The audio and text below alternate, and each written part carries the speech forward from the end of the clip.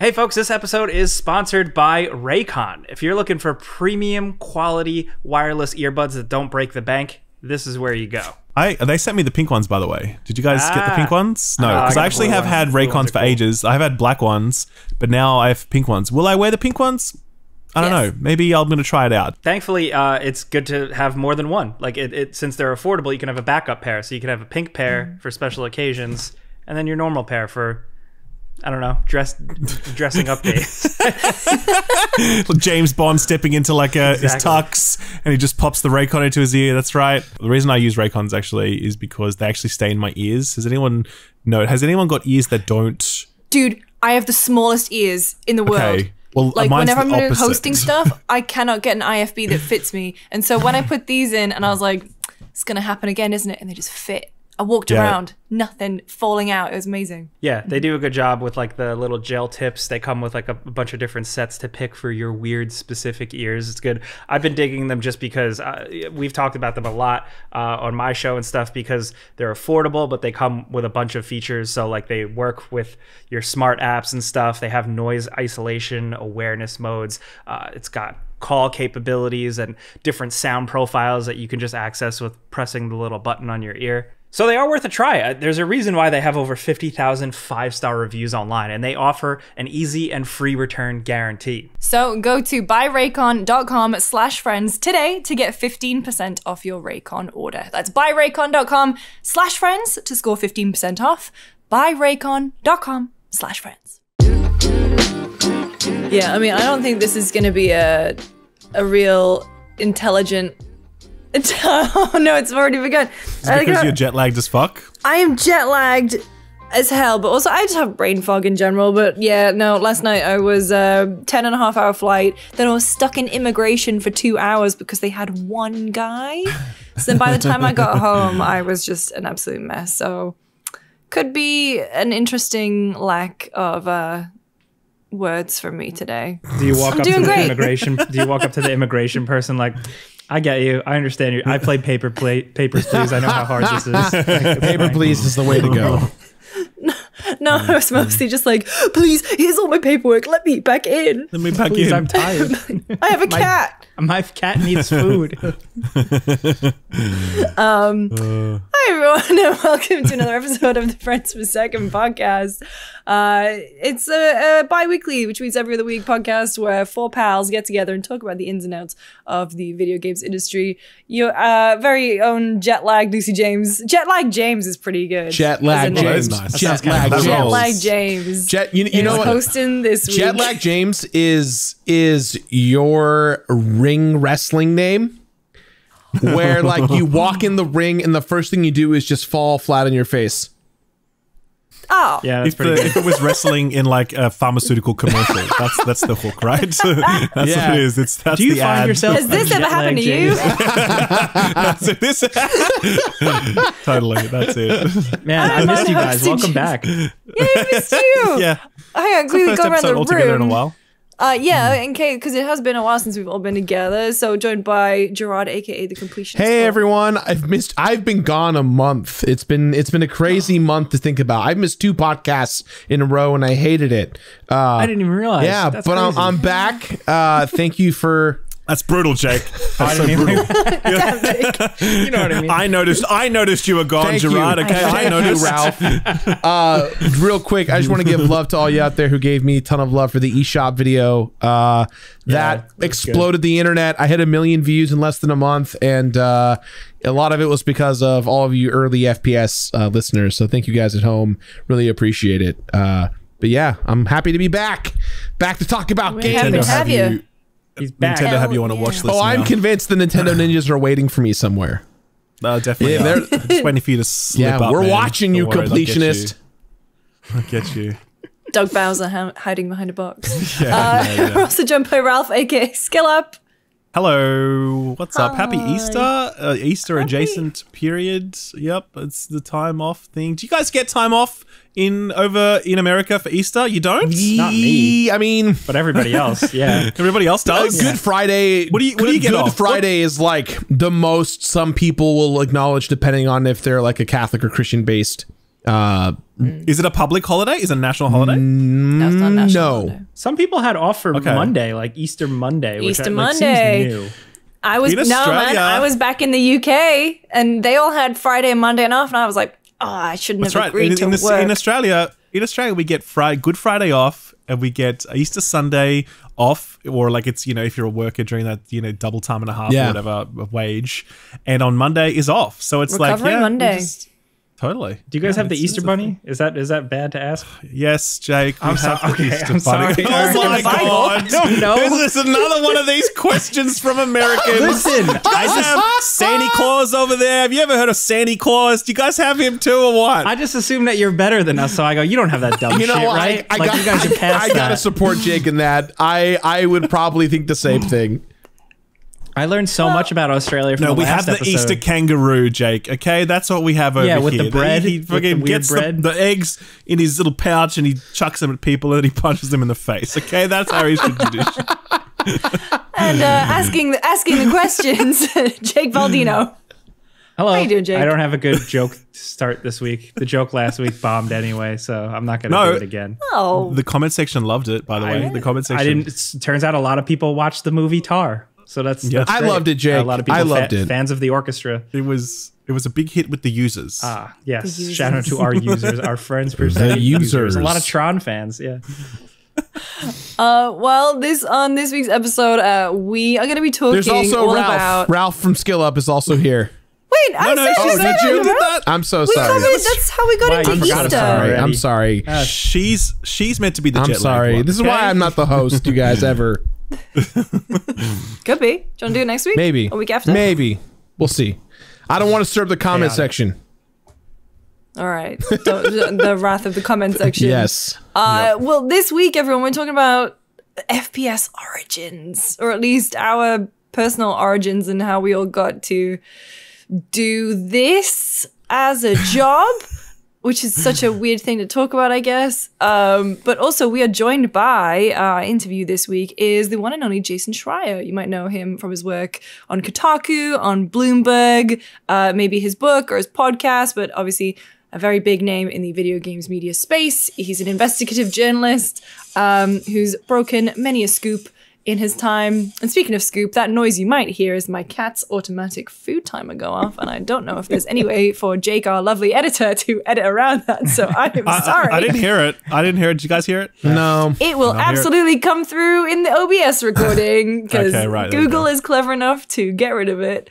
Nice. But no, so we had a lovely chat with Jason, chatting about his work in the industry and some of the trends that he's noticed over his time. But like I said, the theme of this episode is games media, content creation, being chronically online. And so we have asked you all for user questions many times over the year that we've been doing this. And we have quite the backlog. So I think this will be a fun chat because I like that whenever we chat, we each kind of divulge a piece of lore.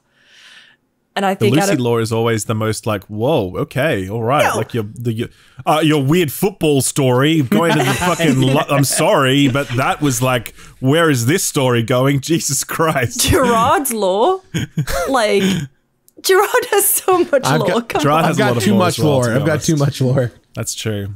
That's true. I just have boring corporate lore. That's all I've got, man. Corp lore. And mine is sad. Corpo origin story, man. That's me. But The path that no, but everyone the thing is, just so you know, the user question thing, we actually get like a lot of them, and then what happens is I take them from the inbox and then I put them into a Discord, and so they're all kind of there and kept in backlog. And by far and away, the number one question that we get, or type of question that we get, is people being like, "Hey, I'm a journalist student and I want to break into games," or "I'm this person and I want to do content creation," or "What advice would you have for someone that's thinking about starting in this?" Like that's probably at least a third of the questions that we get are in that bucket. So we've just been saving them for ages, and we thought one day we'd do this kind of episode where we just kind of answer them and talk about our own stories in the process. And, Yes, that's right. This is the talk about ourselves episode.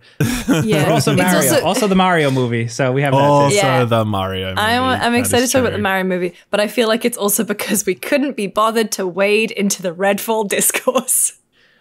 Oh man. We refuse. No, now that you've mentioned it, we have to No. do it. I'm sorry. Yes. Redfall, just in case anyone didn't know, Redfall has just announced that it's only coming 30 FPS on console at 4K. And it's kind of just like everyone's just dunking on it right now on Twitter. And it's just, man, what a bummer. That's it's so disappointing. That's like Xbox's first big exclusive in a long time.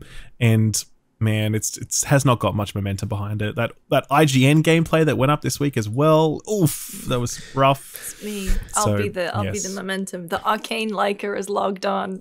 I'll play it. It'll be me. I'll play it for sure. But oh god, just 30 FPS. Oh man, just delay they said it's coming later. It's just like just delay the game. Just delay it. Yeah, we can wait. We can wait. We can wait. We can play Jedi Survivor, and then we can play Tears of the Kingdom. That's fine. We're all good. Oh, it's going to be a busy couple months, isn't it? But no, we're in it. We're talking about our origin story. So we have a user question from multiple people, but so ONF, Dan P, Yusuf H, and Ben. Number 1, how did each of you end up in your current career paths, and what inspired you, and what important events guided you to this point? Who wants to go first? I should go last because this could be the whole podcast. So I'll go first. Mine's pretty short. I wanted to be a writer. I wanted to be a video game writer, man. I grew up loving magazines, obsessing over them, fanboying over all the writers. Like they were like my heroes. The websites as well, early websites. So I went to college. I majored in back and forth between a bunch of things: art history, communications, English. Didn't really like school. And thankfully I was only going to community college, but I was trying to figure it all out, and I started writing for some small websites. And I very quickly realized that I like writing, and I had been pretty good at writing, but it was just like, once it became work, it was like I didn't want to do it. Thankfully, at the same time, one of my friends from high school happened to be a YouTuber, part of the old guard.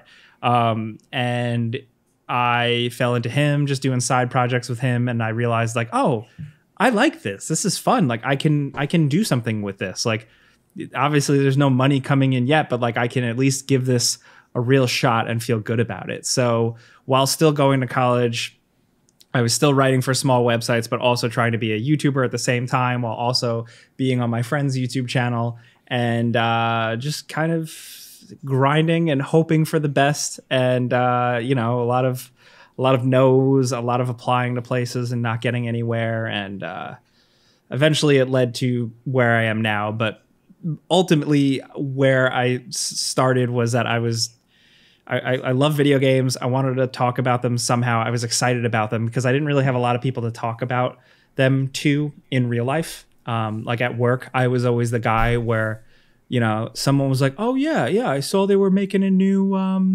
Resident Evil game," and I'm like, "Yeah, and it's really cool because in this one, it's like this, but technically it's like this, and then Jill's gonna show up and it's gonna be all," and then they're like, "Okay, all right, yikes." So I always had that energy about games, so I kind of went online to find those people. And that's really where I fell into video more, was because I could express myself better. And I found it more fun than writing. That roundabout answer, but ultimately I was inspired by growing up reading magazines, watching early G4, reading websites, being on the GameFAQ forums and stuff like that. That's pretty nice. How did it lead then directly to Game Ranks? I had been doing my own channel and doing pretty much it. So I was like starting to make a little bit of money, but like I needed like a gig. So I had been applying to a bunch of places. I applied to IGN multiple times. I applied to Kotaku, interviewed at Kotaku, got fucking bodied, did not get that job. By Steve Totillo, did he body you? Yeah. No way, that's so funny. We should I was not prepared. We should get him on the podcast and then shame him for an hour and a half. I would be mortified. No. Oh my god, he's great. He probably doesn't remember me, and that's fine. That's good. But then eventually the Game Ranks, like they had posted something saying like, "Hey, we're looking for someone to start our YouTube channel up," and I was like, "Oh, this is the perfect marriage of like the two worlds I like to exist in: games media, and then YouTube, and so they gave me a blank slate with a YouTube channel, and I worked with them to kind of make the content, like how it was on their website, like listicle top 10 type stuff, but also some editorial. And then obviously it wasn't just me, and then it snowballed into a big thing. And now I just kind of like work there, and it's fun. Just kind of work there, man. I don't know. That's right. Punching out the before you buys. Did you come up with the title before you buy, or was it someone else? I think it was me and one other person that hashed it out. Right. Yeah. Because it was like, we need to do some sort of review stuff, but we kind of want them quicker and a little bit more engaged. Like, so it was like, oh, well, like Giant Bomb Quick Look is cool, but then like, what if we do a little bit of our own thing? So the first one is awful. It is me playing the game and narrating at the same time. At the same time, right? Oh, that's hard to do. Which game is it? It's Batman Arkham Knight. No way. And it starts off the exact same. And we're back with another. I don't think I said it exactly like that, but we're back. How could you be back if you're the first? Yeah, that's true. That's true. Okay. Where was the other ones, Jake? Where's the lore in those ones? The lost tapes. But it's still pretty much the same formula once I got better at it. But it's like, before you buy pops up big. It's usually like the character standing over like a long draw distance and then jumping into the gameplay. And did that have the thumbnail? That first one did, yeah.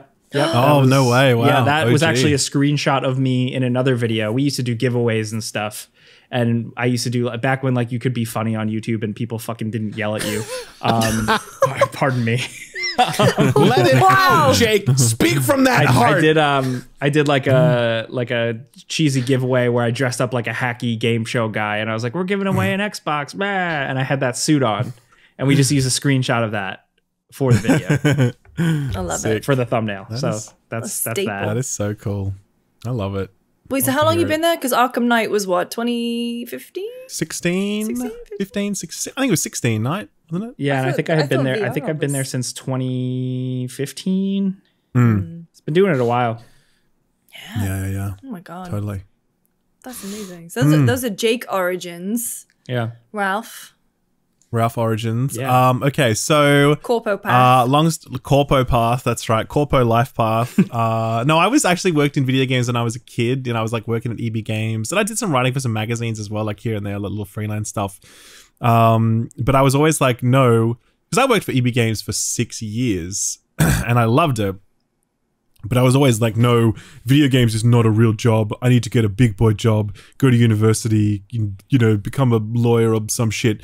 And so I did that, and then I basically, I went to university and got a job in the corporate world, and I worked for big consulting firms and investment banks and all that sort of shit, and was very unhappy. Like, I kind of decided at some point, I was like, okay, I don't like this. But more than that, to be perfectly honest, I decided long ago that there was no other career, no other industry that would make me happy other than video games. So it was less about like, I'm really unhappy in the corporate world, which I wasn't.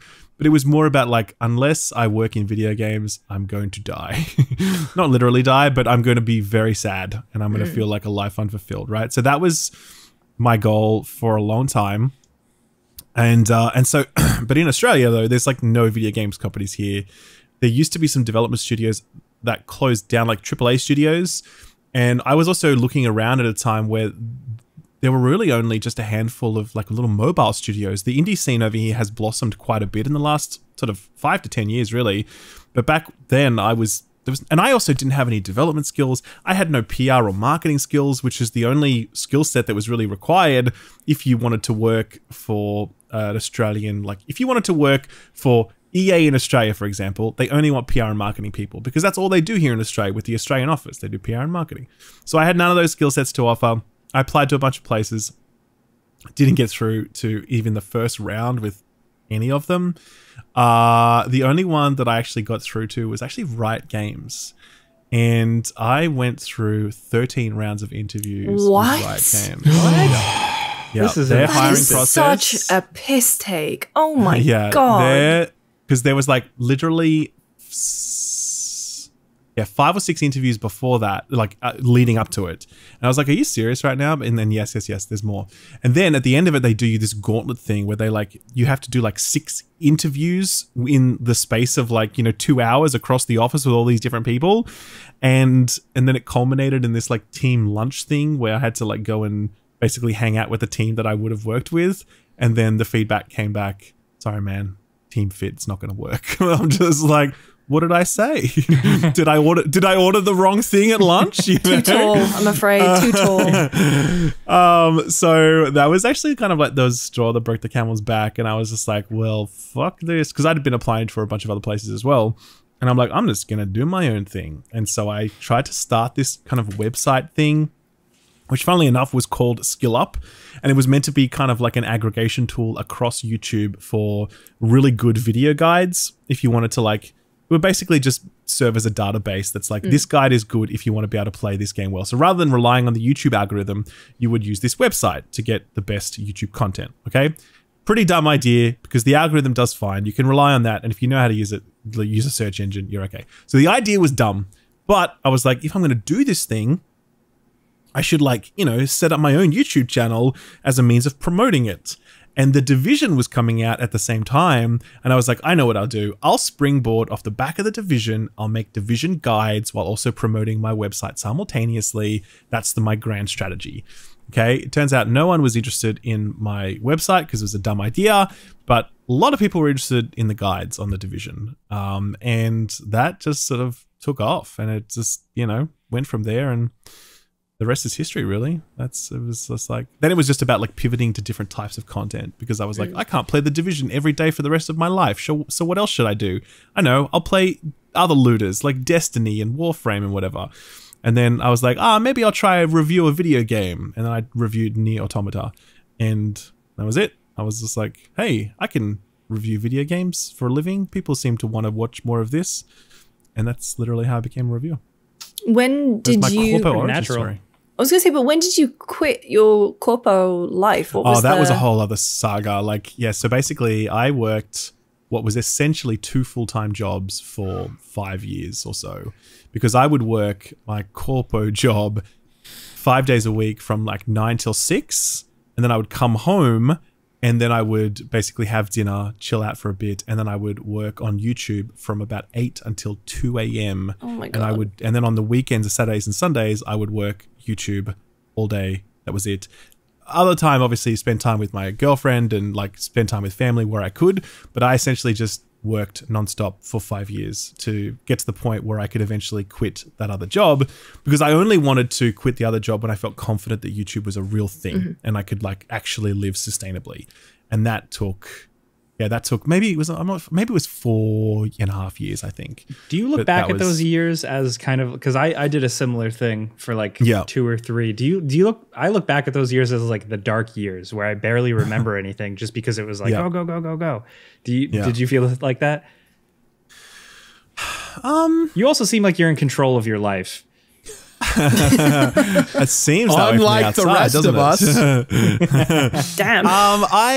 I don't have any regrets from that period because it got me to where I am, right? And I think if it hadn't worked, I would probably look back on that period with a lot of sadness because I would think, look at how much I sacrificed, look at how much I gave up, look at what it did to me physically.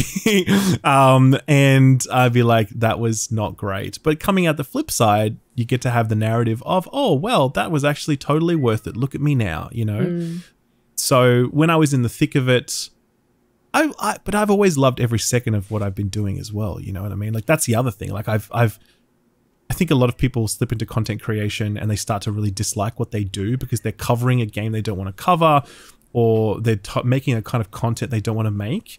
But I've never done that. Like I've only ever made stuff that I want to make. And if I don't like it anymore, I stop doing it.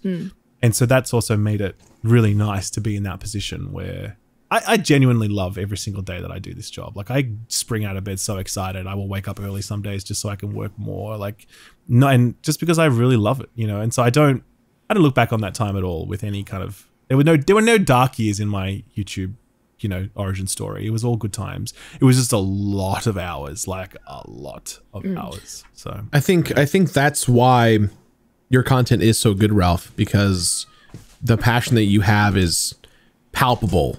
It's why everyone tunes in. Like every video you output is like a masterclass in how to just keep improving on your work and doing better every time.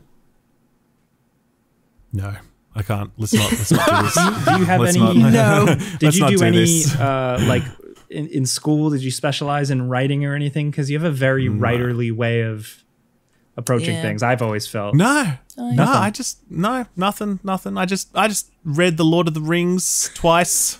That got me sorted. That was enough. That's a good primer. After That's why he's that, always talking about anime, so that's why elves I and am shit, how I am. man. that's right.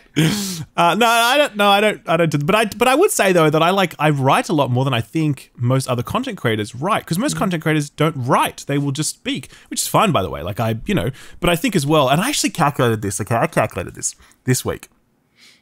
I write because I'm reading The Lord of the Rings again, actually, for a third time right now. Okay, and I'm like, how long is The Lord of the Rings? And I looked it up. It's 577,000 words. Okay, I looked up. I calculated how much I write in a year. I write 600,000 words a year, right? So I essentially write the length of The Lord of the Rings in 1 year between my scripts each week for the news show and the script for the review. So that's a lot of words in terms of like practice, you know what I mean? And I'm not saying that I'm a great writer, because I don't believe I am a great writer by the way, because I think writing is its own unique discipline that is, like, it's a thing to write something, and it's another thing entirely to like do hot takes and like criticism. That's not, I don't consider that writing. No, but you personally. are a very good writer for your voice. And that is another skill on top of just being able to write, like being able to write and articulate your thoughts and then be able to Sure. eloquently say them. Like voiceover in itself is its own skill. So you are a very talented Definitely. writer. People always tell me that I have a face for radio, and I was like, well, thank you. I'm going to take that to YouTube instead. You know what I mean? So no, but as I said, I just practice a lot of, there's just a lot of words that get written every week essentially. And that just helps me. But it's also tiring as well, because like, I definitely think about at some point, maybe taking a bit of a break and just like chilling out a little bit, see what it's like to take a month off. Cause I have not taken a month off in 6 years. I have not taken any time off YouTube since I started. And so maybe that would be an idea, taking a proper like a sabbatical, you know? You can't. Like I've had Sorry. downtimes, whatever, but nothing longer than that, you know what I mean? So anyway, enough about me. I want to hear Lucy's origin story. What happened? Tell me. So to better understand me as a person, at school I was very try hard, not teacher's pet, but like I would always do the work. I would never really get into trouble. Sounds like teacher's pet. No, I wasn't. But no, so I got to the point where I made myself anxious, because I also was in a school where you were asked to leave if you didn't perform. It's a good school, don't get me wrong, and my parents paid for me to go there, and so I felt a lot of pressure. And I would be playing games and stuff, but then that was never really seen as a proper viable career path. And when I went to university, I went to university for psychology, because I didn't really know what else to do. It was a science that I could, if I wanted to later on down the line, specialize in something. Absolutely hated it. No fault of the University of Leeds. Everyone there was really nice. I made lifelong friends there, don't get me wrong. I was just very anxious and miserable because I was taken out from, in school, at least in the British schooling system, you are trained for exams. You are not encouraged, I would say, to learn for the sake or the love of learning. You are trained to pass those exams at the end of the year. Sure. So you could ask me anything that was on the syllabus and I would be able to tell you. But when it came to university, that is flipped on its head, and you have to do all your own research and all of like looking into stuff and just explore learning your own way. I wasn't built that way, and I hated it. I was very anxious. I was doing a course that I didn't really like. But then one day, and this at the same time, I had a group of friends who were gamers, and like I could explore that passion of mine more with these people. And I kind of was introduced to places like Gamespot and IGN that I'd never really explored before. I realized the way that I phrased that makes it sound like a weird sexual thing. No. I didn't No, think- I didn't- Yeah, I didn't I went to know that university and I personally. explored a lot. Not at Anyway, all. No, Not at all.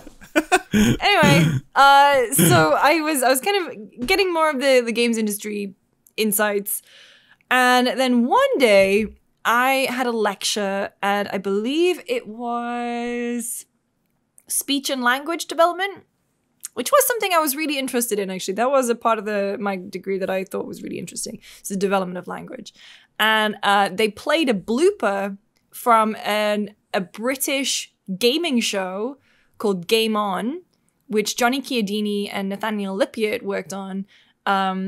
And I randomly, I tweeted them and I went, oh, hey, this is really weird. They just played one of your videos in my lecture. And Johnny and I talked a bit, and I said to them oh, hey, off chance, if there's any internships or anything, would love to come by ITN. And they said, no, no, they said, sorry, we don't really do that. But I am going to a different place that does have internships. And they recommended that I wrote a bit. So I wrote for the university paper. I wrote for a blog called 7-Bit Arcade for Robot Geek. There was a website at the time, I can't remember what it was called, in the UK, where they would basically put the call out for news writers and whatever on games websites, and you would get paid nothing. Literally nothing. It was working for free.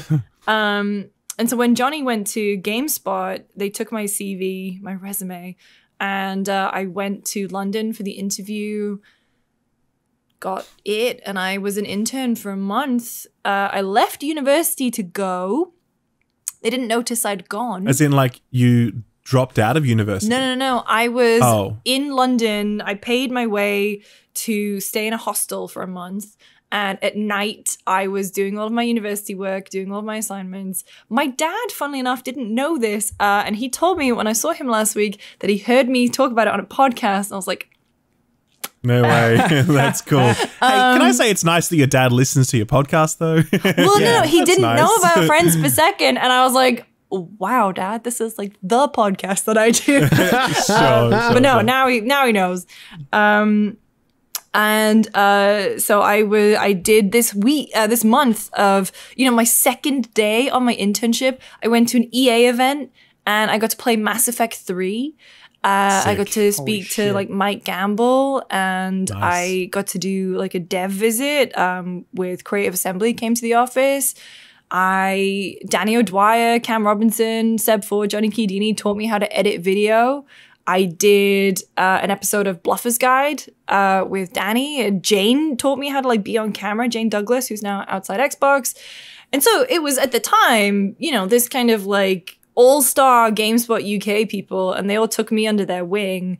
And by the time my internship was over, and Guy Cocker and Chris Beaumont and Alex Sassoon Kobe and everyone, and by the time it was over, Mark Walton, I was like, oh shit, I have to do this. I'm afraid this is it. And so went back to uni, finished my degree, moved down to London without a job. Stupid. Stupid. But I ended up living with Caroline O'Donoghue, who is now a New York Times bestselling author. But I knew Caroline when she worked at a job agency, and she got me an agency job as a cleaner at the Lawn and Tennis Association. So I was a cleaner for these famous tennis players. Oh my God. This is more of that Lucy Law coming. There it is. Lucy, Bring it on. One fun bit of Lucy Law is that I was in the cafeteria at this place because they served amazing food, because obviously it was for all the rich people who played tennis there. Sure. And I was crying because I was reading The Road. Don't know if you've ever read The Road. It's rough. Incredibly upsetting.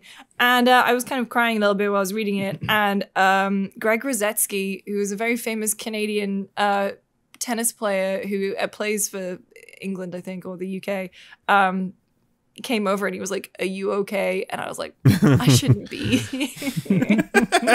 Anyway, so, but the thing is that job was, I had to travel for 2 and a bit hours per day. My train fare was almost as much as what I made that day.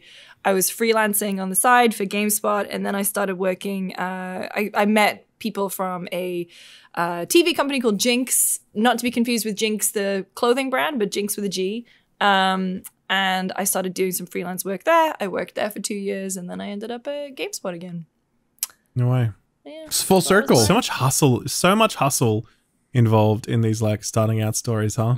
It's never just like, I studied journalism at XY place and then I applied for a job and I got it and it pays very well, thank you very much, and I'll be doing this job for the next 20 years. I always liken it to like when you're in a band and you're like, no, babe, come on, the band's gonna make it big, I swear. No, just one more break. One more gig, Yeah, dude. We right. just need a hit to go viral, bro. Yeah, exactly. Nah, man, you don't even need your car. Just sell it. Just fine. It's all right. We need a new It's amp. beer money. It's just beer money. Don't worry about it. Yeah. Yeah. Lots of ramen. so true. Years of ramen. All right, Gerard, Yeah, man. come on. I was born Yes, with the law. January 3rd, 1988 at 8 p.m. No, before I started doing YouTube, or rather before I did it professionally, whatever that may mean, I was going to school at Cal State Fullerton, double majoring in theater and film, and theater being in a BFA program, so Bachelor of Fine Arts, and a BA, Bachelor of Arts in Film. And what that really meant was, as an actor, I was kind of positioned to be in a very competitive acting program. And so when you go to a Cal State that has something like a BFA, they can technically just open the door for you to try and just do it because it's a state school, but they treated this BFA program like it was a actor's conservatory, which meant that you had to train for 2 years consistently, and halfway through your first year, you started to audition to stay in the program based on your skill. And so I was taking 21 units a semester, which is basically like a semester and a half of school in these chunks. And because my dad, despite how wealthy he was, didn't believe in a free ride, I also had to work. So I was working at Best Buy part-time, and I was working the other part-time job at a company called MySpace, which is no longer as popular as it used to be. I was a basic low-level... That's an understatement. Yeah, right? And man, we kept saying F Facebook and no one listened, and here we are. Yeah, I was a lower end systems engineer. My brother was an executive at MySpace, so he got me a job there. And if you were ever on MySpace in the early days and the website went down and you didn't know why, it was me in a data center in El Segundo, like racking and stacking servers in a parka because it was too cold, and like with my top ramen in the corner, just like trying to cable things and turn things on and get buttons going. So like Twitter today, basically. Yeah, right. After the job cuts. Yeah. This is some good lore. Right, yeah. Man, this is good lore too. Holy shit. So I started to as I was auditioning for the BFA, I kind of got screwed over by the guy who runs the program. The TLDR is that I wasn't going to be in the BFA. I just wanted a general arts degree.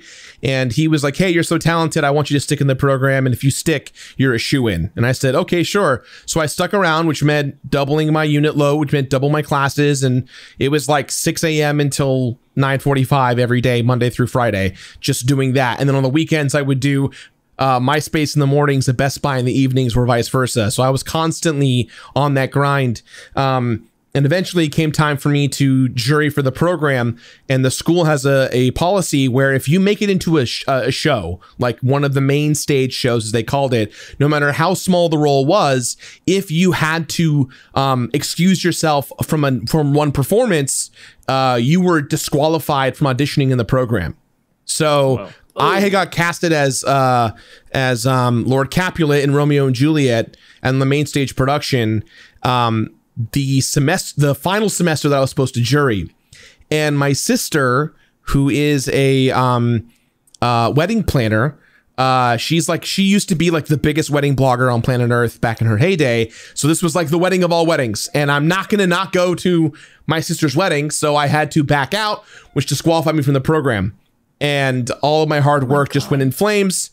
And I said, okay, I quit my job at MySpace, and I was just going to finish out my career as an actor, writer, producer guy, and just like do the work. And that's where video games kind of came into play. I always have been a huge gamer, but now that I had more free time, I was just constantly playing games all the time. And eventually at Best Buy, I went from being a customer assistant to being the guy in the gaming side of the store.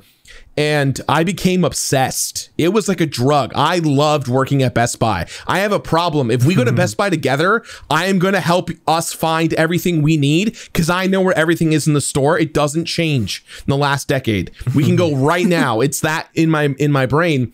And my whole thing was I wanted to make our Best Buy the best Best Buy in the country. And so what I did was I went dumpster diving at different GameStops, and I would like find all their cool promo images they throw away. I'd get them out, restore them, clean them, bring them to the store and stick them right in the center. There was like a decrepit Mario statue that was awful. I restored that and put that in the store. There was a Master Chief thing. Like I was so obsessed, and I eventually just started doing things without telling anyone. I'd get like a huge 80-inch TV with like a Guitar Hero setup, and I'd put it in our store and say, free Guitar Hero, come on and play. And we created this like circle. We called it the Gaming Corral, which was just like a little area in the store where if you walked into, it was like a store within a store. And I made a door. So if you walked into the gaming store, I would close it. So you had to go and look at all the games and play stuff. And because of my stupid passion, eventually, I kind of got on the radar of the higher ups in district management level. They kept looking at our number and going, hey, why is this store doing so well? I figured out how to do pre-orders before anyone else could in person at Best Buy. That's how obsessed I was. You're the problem. You are the one to blame. Well, to me, you invented no, pre-orders. I did not. Guys, no, we found him. We found him. No. Come on, here it is right here. Take him away. Stop it. No. Well, no, because GameStop was doing pre-orders and we can't compete with GameStop as Best Buy. So how do we do it? We do our own pre-orders, and I figured out how to do all that. Anyways, TLDR, I got flown out to Best Buy corporate. They were going to offer me a corporate job to run the gaming division in the West, and I worked with them for a month. I came back home super stoked, super excited, graduated with my degrees, and thought I was moving to Minnesota to work at Best Buy corporate. 1 month turned into 9, and I never heard back. One day at work, I opened up a kiosk. Well, I guess that TV screen I told you guys about, when you'd come to my store, there was a DVD that I made of me talking in my Best Buy outfit. And it was basically my version of X-Play. So I like made my bootleg version of X-Play in my house that I would constantly update. So I was hosting a show that no one watched at Best Buy in the event that if someone came in when I wasn't there, there was a digital version of me telling you what to buy with my own suggestions and recommendations. I updated trailers. Like I was trying to make this store the biggest in gaming. And so when I came into work one day, there was a kiosk that I had set up that was exactly what I had built. And whether it was coincidence or not, knowing that I was at that higher level of corporate where I was going to get the job, and then they just ghosted me, just crushed me. I was over it, and I was upset, and I was pissed off. And at the time, I had 3 or 4 YouTube channels that I was trying to get my acting chops and writing chops in because I knew that was the future, but it wasn't there yet. And so, one day I got a call from a high school buddy of mine. His name is John Jafari, better known as JonTron Show on YouTube. And he called me in a panic because he was about to have this guy named Eagle Raptor come over and this girl named Dodger from Press Start to Continue to come over to his house to do a live stream where people play video games. And he didn't know how to do it. And his mom wouldn't let strangers over. So I had my house that is live stream capable because I would stream to my acting friends who lived in the UK or Australia or wherever because I missed them and there was no way for me to communicate. So we played games together. I would stream to one person, me playing the lost levels of Mario 1, right? Or Mario 2, 3, whatever, USA. And so had them over. I got to know Aaron and Brooke, and they just were like, hey, you're super funny. You should start doing YouTube. And I was like, funny you say that. I do YouTube. And they're like, yeah, no, you should do gaming content though, because you don't do gaming stuff. And so as the night was winding down, Aaron, John, Brooke, they all went home, and I'm like telling the stream to like, there's like 8,000 people on Ustream watching us play CRT Super Nintendo games, and I was going to close the stream down, and this chat was like, no, keep playing. We want to see you play games. And so I was like, okay, but I have to warn you, I'm a completionist. I complete games is what I do. And the chat was like, we don't care. And so I streamed another 18 hours into the next day. I missed my next shift at Best Buy.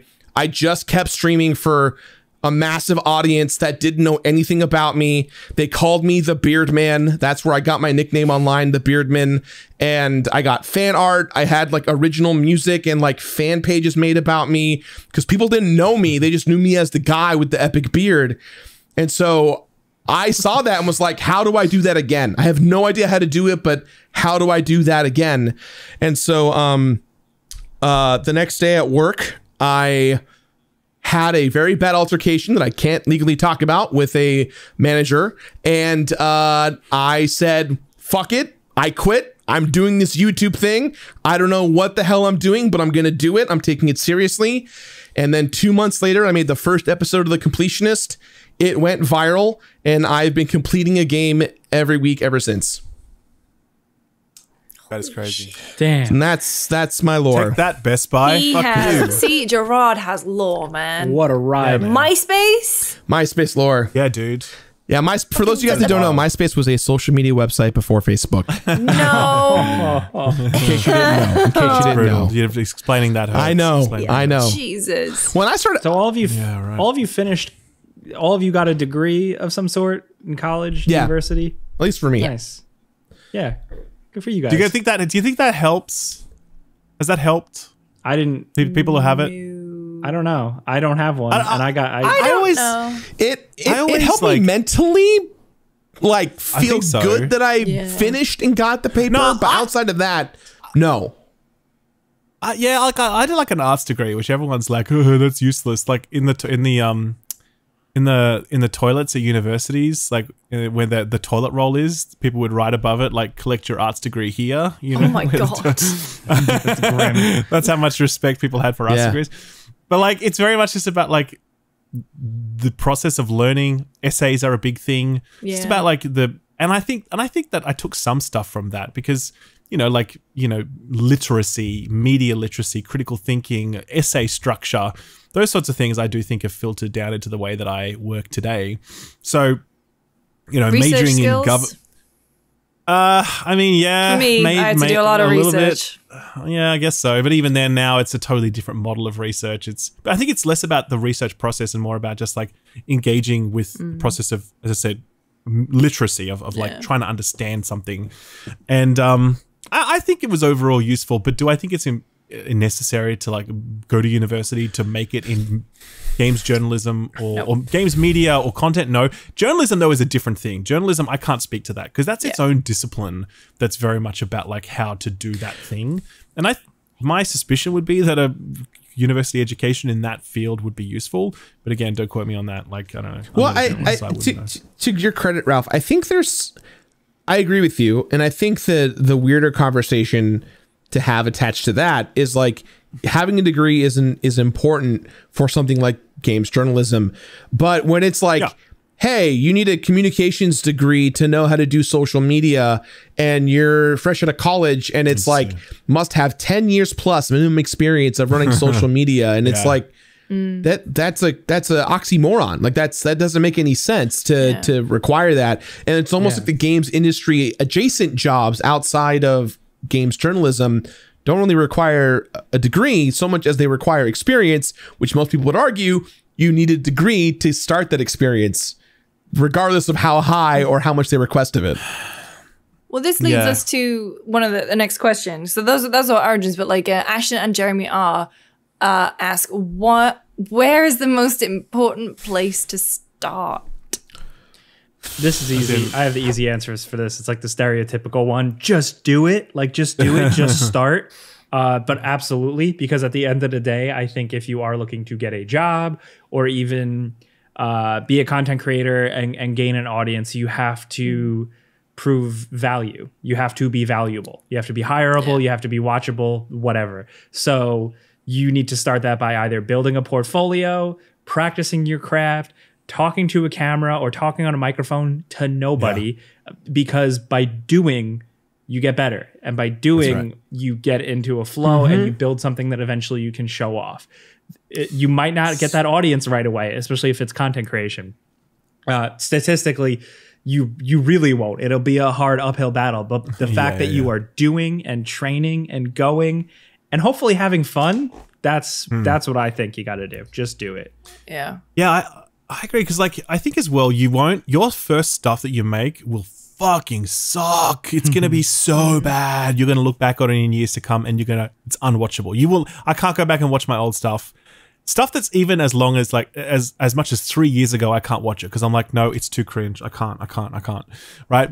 Because you don't realize what your brain cannot see what your brain does not understand in terms of like what good content is. You know what I mean? And so there are a million little things that you pick up along the way that just your brain immediately starts going, no, that sound level isn't correct, or that camera isn't in focus there, that cut is too quick or too long, or like all of that stuff just clicks together bit by bit over time, and then eventually you start making good content. You know what I mean? And so the point of that is not to say, oh, you suck. The point of this is to say, you will definitely suck at the start, because we all sucked at the start and we didn't even realize how much we sucked, because we would just look at someone else and we're like, let's try and copy what they're doing without understanding fully what they're doing, because there's a million tiny details that go into that thing that you like that you don't quite realize are there until you start trying to make it yourself. You know what I mean?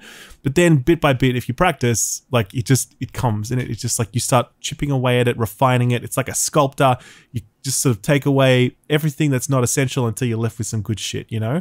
But yeah, it is, like Jake says, it's just about like getting in there and doing it over and over and over again.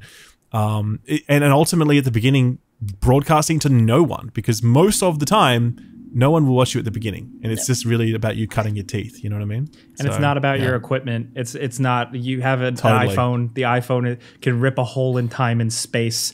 You know, you have basic capture options on your console. My first setup was on my it was like one of those like cameras with the screen, like the, you know, like a camcorder, I guess is the word, like like Marty McFly. Yeah, like it was like that. It wasn't that big. I'm not that old, but it was like that stacked up on. I had no tripod, so I had all the Harry Potter books and I stacked up all of them, and I put the camera on top of that. Boom, tripod, good to go.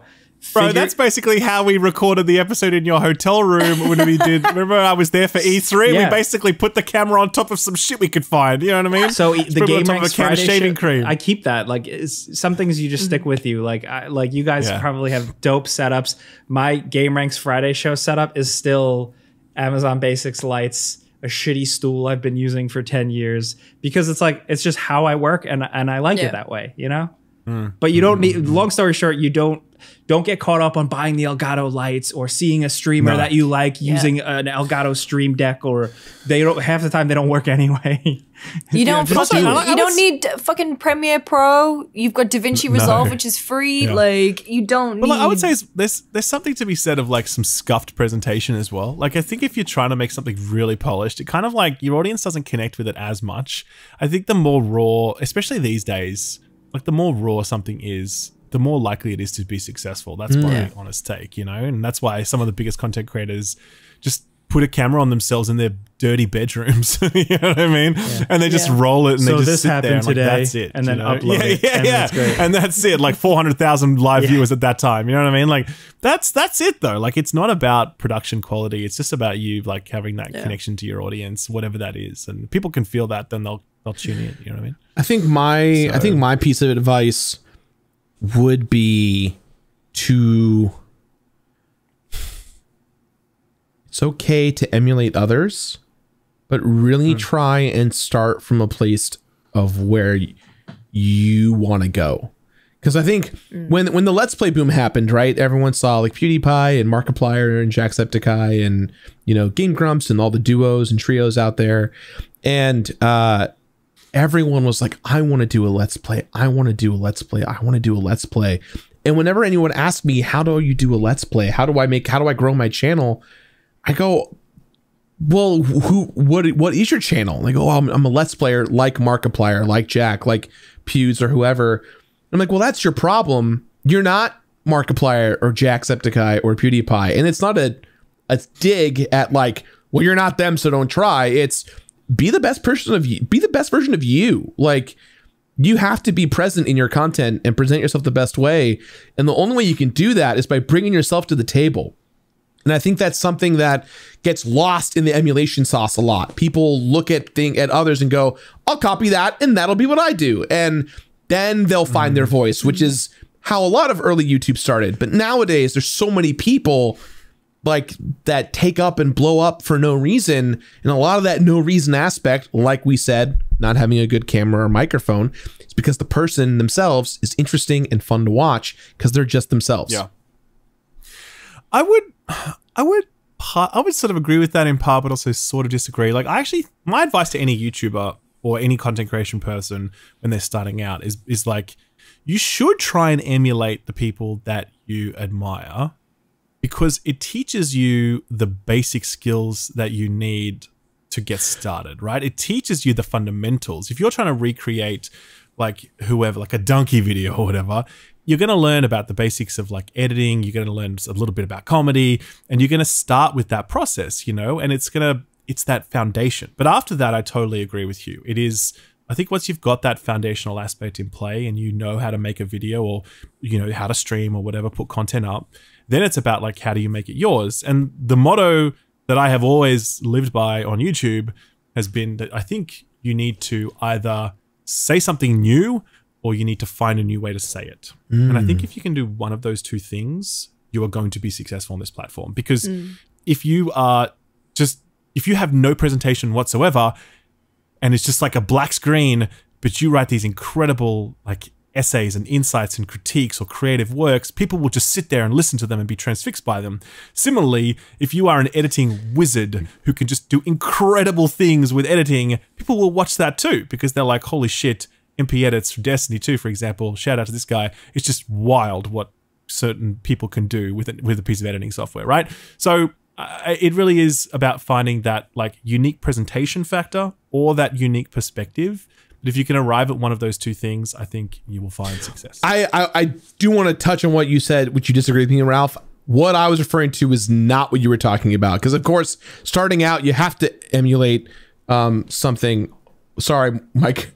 I think my computer blue screen for a hot minute, but it's a different computer. Oh, no. I'm good. But the thing that I was going to say is, like, there are channels out there that, when I meet someone, they're like, oh, I've been doing content creation for 7 years. I'm like, okay, cool. And like when you're 7 years in and you're still doing that same old song and dance of emulation, that's what I'm more or less referring to. Yeah, I agree. I agree. For sure. Here's a question, just like pivoting it to the journalism side, because obviously, Lucy, you work in games media proper, which is a different sort of slant to the conversation we've been having. Would you advise someone to join the games media business at this point in time? So if someone came to you and says, I want to join, I want to be a games media, I want to write for IGN or what would you say? The thing is that I love my job so much that I would want to encourage people to do it. I mean, we have our interview with Jason coming up where we talk about kind of the state of the media.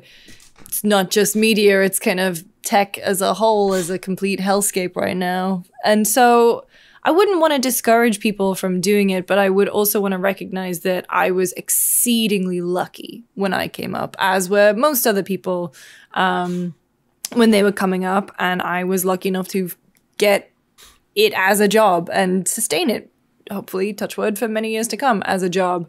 With the way things are looking right now, who knows what the space is going to look like. But that's not to say that working in it or like working towards it as a goal doesn't have kind of doesn't have places where you can find joy along the way. Like if you are starting writing for your own blog, or you're starting making content for yourself in video, and then you kind of present that to a Gamespot and IGN, then it's something that you've done. You are building your own kind of success story, and you're building your own body of work, but then you can then take that to an outlet and be like, this is the value that I bring. And so I don't know if it is the be all and end all of job. I think when Shannon Lau with the closure of Launcher, I think she tweeted like the dream games journalism job doesn't exist anymore. And I would agree with that. I think the space has changed. I also don't call myself a journalist though. I work in video production, so I think it's a bit of a different go for me personally, just because I've never existed in that space. I interview people, but I don't write stuff. Last game I reviewed was Persona 5. It's a good note to finish on. It was a good one to finish on, but also I enjoy, making documentaries, telling stories, and that's the kind of that's where I really enjoy. So that was a long-winded answer of saying that I don't want to be the person to say no to people, but I also think people have to stay realistic. There are not that many jobs, and there are a lot of people vying for them. So I will say as well, I've been a hiring manager multiple times. It is wild that, like, every time we post a job, obviously it's very competitive. Hundreds of people apply. The amount of people who will apply with no proof that they could even perform the role is staggering. And like, I had one guy who their entire resume was I've been to a Ren fair. So I could host like a Renaissance fair where you know, like in America, like where they dress up and stuff. And he was like, that's my whole experience. And I was like, well, that could be relevant experience, but you've literally written just a line saying that you've been to a Ren fair before, right? And so that's why I'm saying that, working on your own content is so important just for yourself, but also if one of those dream jobs does open up somewhere, and that's not just to say in games media, right? Because there are so many places like PlayStation, Xbox, they all have those in-house video teams if you're looking to go down the same kind of path as I have. But having no proof that you can actually do it is just going to get you rejected straight away out the door. Like, even if you've worked in a different field, you have so many skills that are transferable. Please rewrite your CV and resume to reflect that. I've taken a chance on people even if they haven't worked in games before because I've seen something either in a video they've made or even something that they've said in their cover letter or even in their resume to kind of reflect that, they do actually know about video games because, the amount of stuff you'll get through that's, I don't know, you could be applying for a nursing job and you would use the same CV. We could obviously talk about this for hours because it's talking about ourselves and our life journeys, I guess. Sure. And so throwing each other compliments and, absolutely. No, there's a lot of years of work that we've all done, and it is kind of nice and cathartic to talk about it. But we're going to kind of pass over to the interview we did with Jason Schreier. Of course, if you have any more questions, we will hopefully answer them on a future episode. Yeah. Ralph? These are user questions? Yeah, user questions. Yes. What's the email? This is user queries contact@friendspersecond.com. Contact@friendspersecond.com for all your user questions. But now over to the interview with Jason. Wait, before that, and word from our sponsor. All right, okay. Wish I was a real man. That'd be great. That'd be this fantastic. podcast is sponsored by Manscaped. So today, if you can't tell, they're all about the Pro Beard Kit. Do you guys have beards? Yeah. I don't. I just said that. I've got one. So specifically, the Beard Hedger is for all types of facial hair with one safety guard and a whopping 20 different lengths. This way, it's one device for all of us with vastly different facial hair types. Mine is weak as hell. Gerard, yours is badass. So we're both covered here. Thank you very much. Mention Ralph. Wow, I'm just totally out of this now. mean, you're there. I'll sleep. See? No, I'll stay. Okay, I'll stay. I use other Manscaped products. I'm a supporter of Manscaped. Personally speaking, Jake, I don't know about you, but I love using electric trimmers over doing it manually, especially with this thing. I'm trying my best to get my beard to look either like a Viking or like a motorcycle biker gang guy. So I'm trying my best to do it, and I actually was about to pick this up. So this actually worked out really nicely for me. It's good because the it's titanium coated, so the T-blade is intense enough for hair types, but it's actually smooth on your face, so you're not going to get jammed up. But the big thing is that the Pro Beard Kit also comes with beard shampoo and beard conditioner, beard oil, and beard balm. So specifically for people like you'll be able to like shape your beard into like a cool thing with the beard balm and make it look really powerful. Oh yeah. Sure. I want to point out that a lot of people are like, does beard oil do the trick? Yes, in the comments, a lot of you guys are always saying, how do you get your beard to look so shiny? It's because I use beard oil. And in this case, specifically, I'm using Manscaped's beard oil that comes in the kit. So they've got you covered upstairs and downstairs with a bunch of different products. And with the Pro Beard Kit, remember, you're also going to get a free gift with some more helpful surprises. So get 20% off and free shipping with code FRIENDS at manscaped.com. That's 20% off with free shipping at manscaped.com and use code FRIENDS. Manscaped Beard Hedger, 1 stroke, 1 guard, 20 lengths. Hello, welcome to the interview block. We're joined today by none other than Jason Schreier, currently of Bloomberg, and we're really excited to have you on board, man. So thank you very much for taking the time with us. Hello, thanks for having me, guys. Currently on book leave. Currently of book leave. That's my title right now. Is that a thing? Is that an official thing? It is. We're very lucky. Yeah, they gave me a few months to, well, I split it up over. It's funny. So I get 3 months of book leave, and I was like, looking at the schedule, there's Zelda, there's Final Fantasy, there's Diablo, there's like E3. So I was like, why don't I split up my book leave? So I basically like did some Tetris with my leave to fit it around all of the major game releases. Right. And I was like, I really hope none of these get delayed because it would totally screw up my entire plan. Wait. So is the purpose of book leave to let you write the book or promote the book? Okay, right. But then write the book. But you were going to be playing video games during that time instead of writing the book. Is that no, correct? No. I've done it. So I'm taking 6 weeks 6 weeks off, and then Zelda and Final Fantasy and Diablo come out. I see. Then I'm taking the next 6 weeks. So I'm configuring it around that so I don't have to because during book leave I'm not playing any games like during the work day. I'm just sitting in a Starbucks or like at my desk, just typing, getting distracted by Substack notes and other random internet distractions, but trying to focus on the book. And so I was like, I can't, when Zelda comes out, I'm not going to do anything else for a week. So I can't be on leave then. Got to be doing my day job when Zelda's out. Sure. Wait, so book leave doesn't count as any kind of no conflict of interest, but you know how sometimes employers get funny if you kind of have things going on the side. They're totally fine with that? No, at Bloomberg, I think a lot of mainstream news outlets, I don't know about gaming specific ones, but mainstream news outlets, they generally like when their writers are writing books. It seems as a prestigious thing, and it works out nicely. Like it's a win-win for them.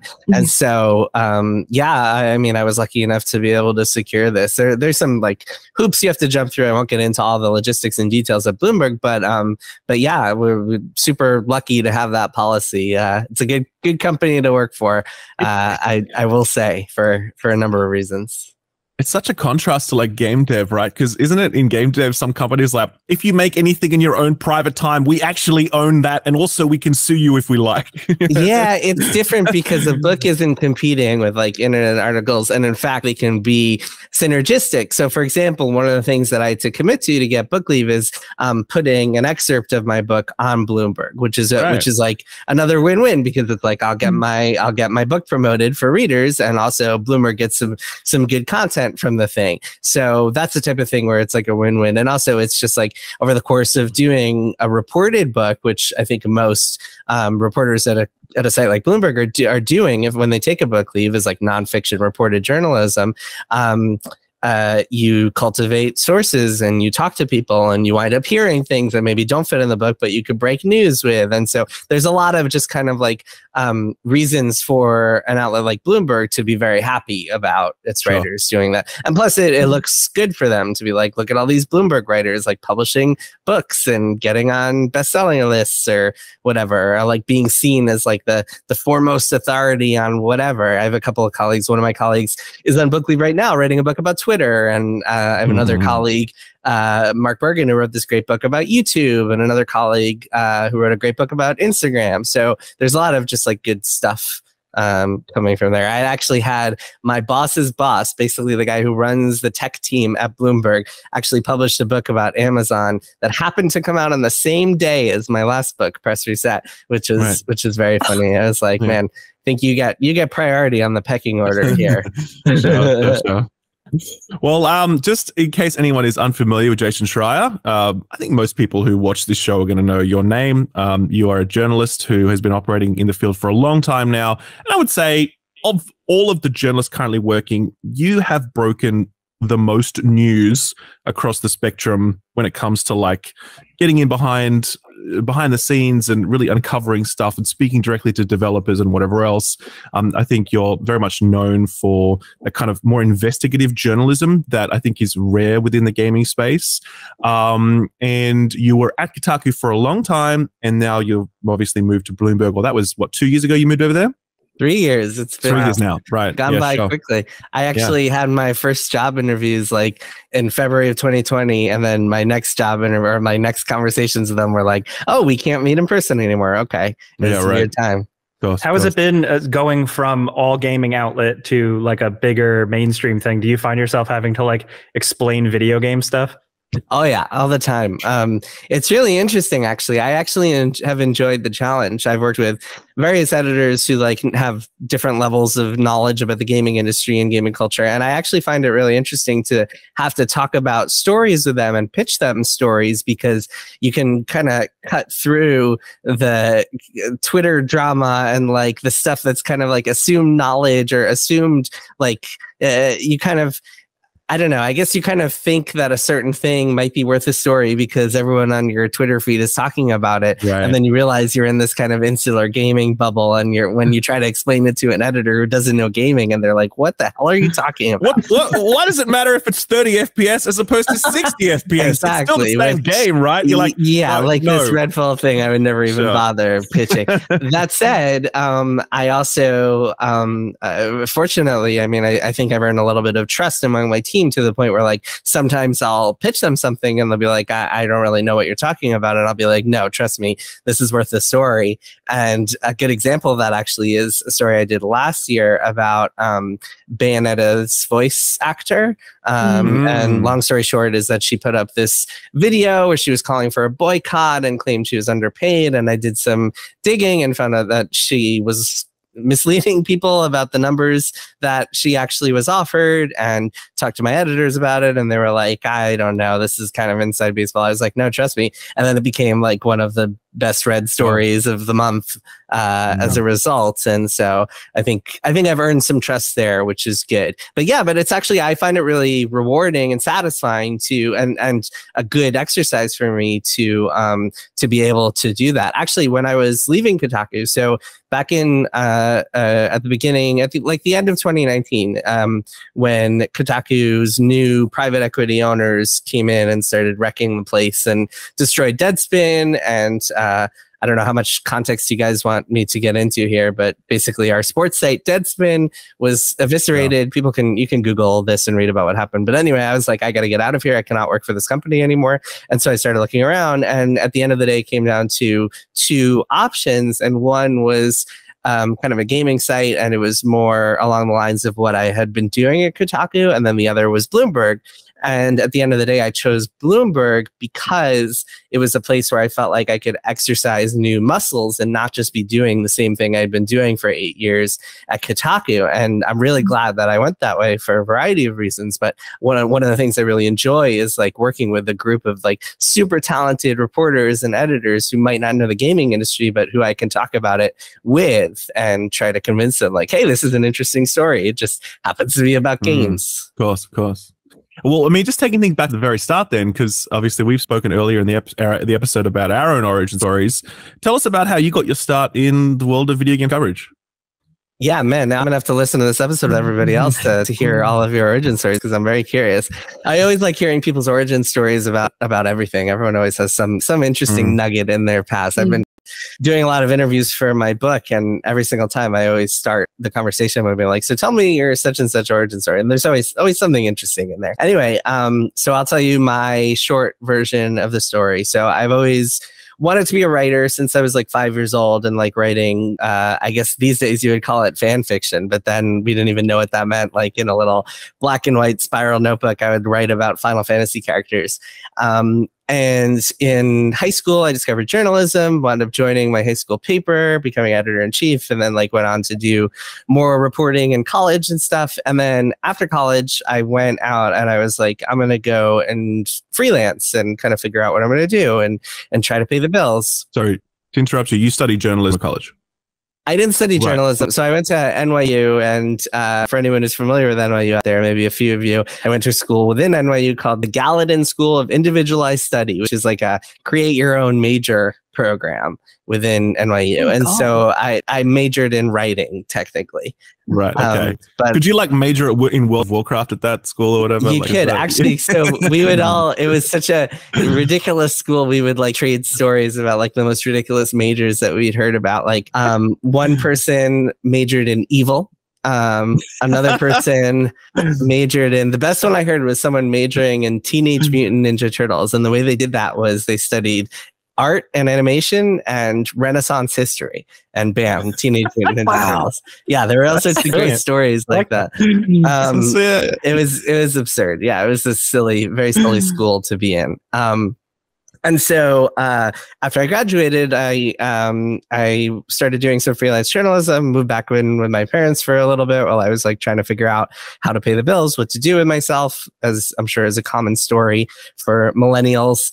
And so I was out freelancing, and I like wound up getting some gigs for like local journalism outlets. And I remember I was sitting in this government meeting, this local government meeting for this town near where I grew up. And there are a bunch of dudes on this like podium stage thing, just kind of arguing over whether a fence is allowed to be 20 feet or 30 feet in their zoning district. And I was just like, man, I can't do this. I'm going to kill myself if I have to keep doing this. And I need to find something interesting to write about. And then I was kind of like, what, like I like games. I used to, in college, I like wrote a couple of reviews in exchange for free games for like some little websites, volunteer websites. Maybe I could do that. And so I decided to go out and start pitching myself, and like wound up pitching to just everybody. And one of the things I did was I was just like super persistent and just kept annoying people. And occasionally I would get a bite here and there. I would get a freelance review here. I would get a freelance assignment here and there. And then eventually I got my my foot in the door, which was a job, sort of a permalance job at Wired, the gaming outlet of Wired magazine. A guy named Chris Kohler, who was a journalist for a long time, no longer.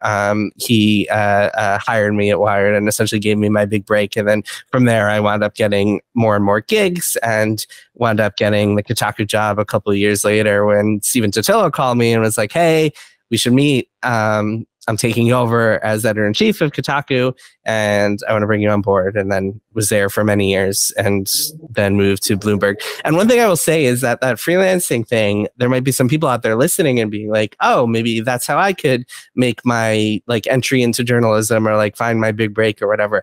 And I will say that I was extremely lucky, because I found a job that turned out to be my safety net. And without it, I probably wouldn't have been able to do this. So what I found was there was this website called patch.com.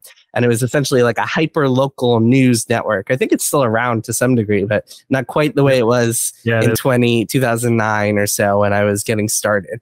And so what they did, they had all these like retail listings, and they would pay people to copy edit these retail listings. And basically I would get paid $500 a week to copy edit 300 listings for that week. But I could do them all, because I'm a fast reader and editor. I could do them all in 5 hours. So essentially I would spend spend a Sunday watching football for fun and just like doing these stupid edits and make $500 a week out of it. And that was how I paid rent, and like was able to keep going on as a freelancer. Without that one job, I probably would have quit and like gotten some office job somewhere and never done any of this. So the reason I bring that up is because I think it's like really important for us all for people who are successful, certainly, but also for people who are trying to give advice about this sort of thing, to acknowledge that there is so much luck involved in the process. And a lot of it is about positioning yourself to find that luck, or to get to be ready when that luck hits, when that opportunity hits.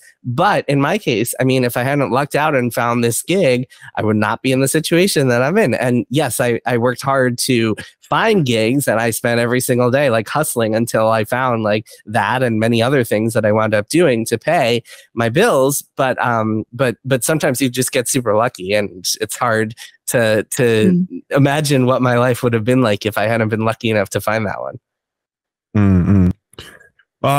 Well, I mean, yes, I definitely agree. Luck plays a huge role in a lot of success stories. However, I would say that after you got rolling, you definitely established yourself pretty quickly as someone that broke a lot of news as compared to, you know, a lot of other people operating in the space.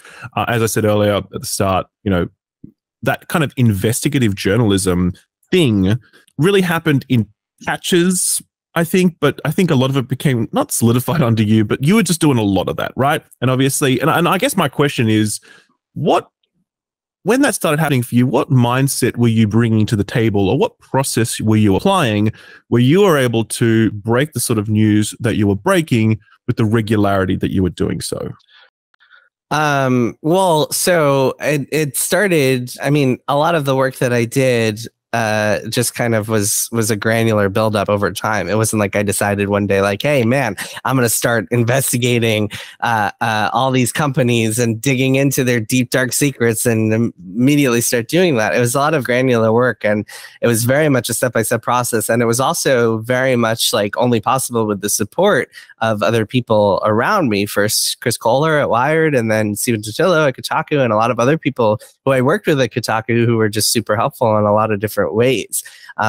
So I think to kind of sum up my career and the work that I was able to do, a lot of it just started with reaching out to people and being willing to like be annoying and persistent and try to get people to talk to me, and not being afraid to get rejected by someone, or like to have someone curse me out because I reached out to them about something sensitive or something like that.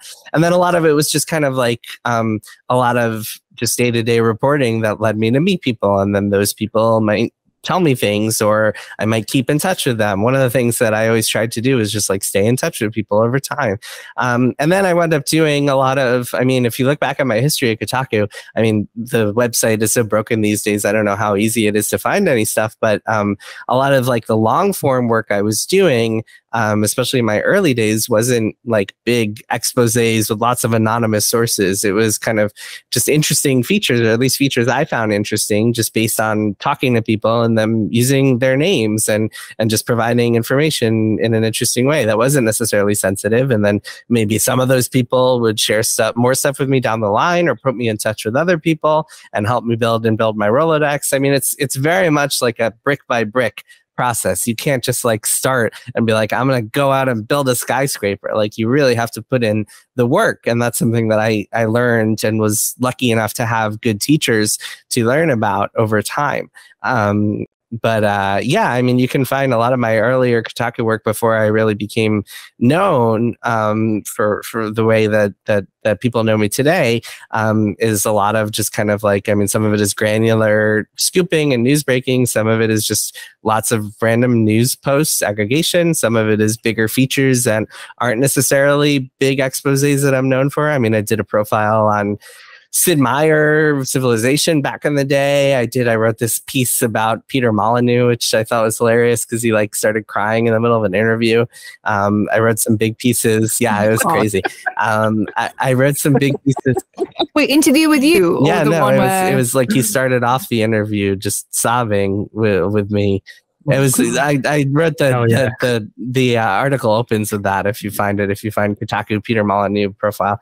I wrote a big piece about like video games and violence. I wrote a big piece about Metacritic, a lot of stuff that like maybe people think of me as like, oh, Jason wrote that big expose about Anthem or whatever. But I've done a ton of stuff. And I think that is really important as well to mention, like in terms of people, if people are looking to build a career, you're gonna like, you have to be prolific and you have to do like I said, brick by brick. I think that's the best analogy, because every story you do is a brick. Every person you meet who could be a potential source or even a potential interesting person to talk to is a brick in your kind of your long term. If your long term goal is building that skyscraper, then you can't just like shortcut it, or else things will not work out well for you, I think. Coming to that topic of like sources, that's always been something that's interested me for, games journalists, people who break news, because obviously you're very reliant on those sources to get your information. At the same time, you're naturally in a fairly combative relationship, there's a tension that exists between your role and the games media, the games industry. And so how do you reconcile that such that you're able to develop those relationships? How do you get people to trust you so they're willing to talk to you about things, even if it sometimes hurts the companies that employ them? How does that work? Yeah, I think certainly a lot of people would never talk to me because I wrote something 5 years ago that like rubbed them the wrong way or leaked a game they were working on or whatever else. There's a lot of nuance there, right? Like the games industry isn't a monolith. There are a lot of different people have a lot of different views. Also like to build on what I was saying before, part of the brick by brick approach and part of being a reporter means you are going to burn some bridges, and like you just have to be judicious and diligent and hope that if you're making enemies, you're making them for the right reasons, or you're making the right enemies. Yeah, that said, I found that I meet a lot of people, and some people appreciate what I do and some people don't. And people respond in different ways and talk to me in different ways. And yeah, I don't know. I don't try to worry too much about like how people are going to react to something or another, as long as I think that I'm making the right decision, I guess. There's certainly things I regret because they like burn bridges that I wish I hadn't or whatever. But yeah, I don't know. To more directly answer your question, if I were going to, let's say I'm working on a story about a game company and I want to talk to 20 different people who work for that game company, I find that maybe a couple of them will never respond to me. Maybe a couple of them will, and they'll say, "Oh, Jason, you wrote about my company once, but I still appreciated it," or like, "I'm glad you wrote that thing about my company." I was stopped. I won't mention the specific company, but I was stopped at GDC by someone, just like randomly pulled me aside and was like, "Hey, I just wanted to let you know, I found out about layoffs at my company because I saw it from you at Bloomberg, and my company didn't say shit. So thank you for giving me the heads up, because like we needed that."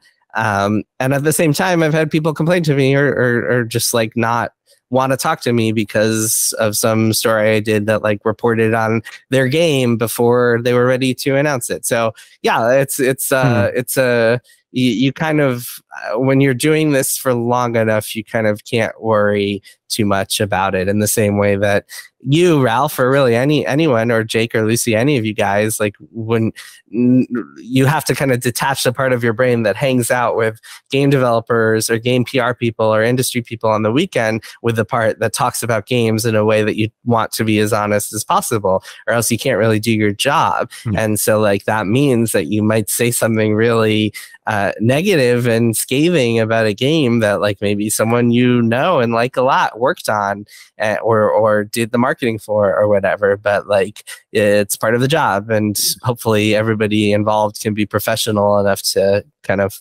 realize that and get past it. Yeah, sure. Yeah, no, totally. I think coming back to something that you said there about, like, say, for example, leaking the existence of a game before it's meant to be out there. That's certainly one topic that does the rounds quite a bit in the discourse.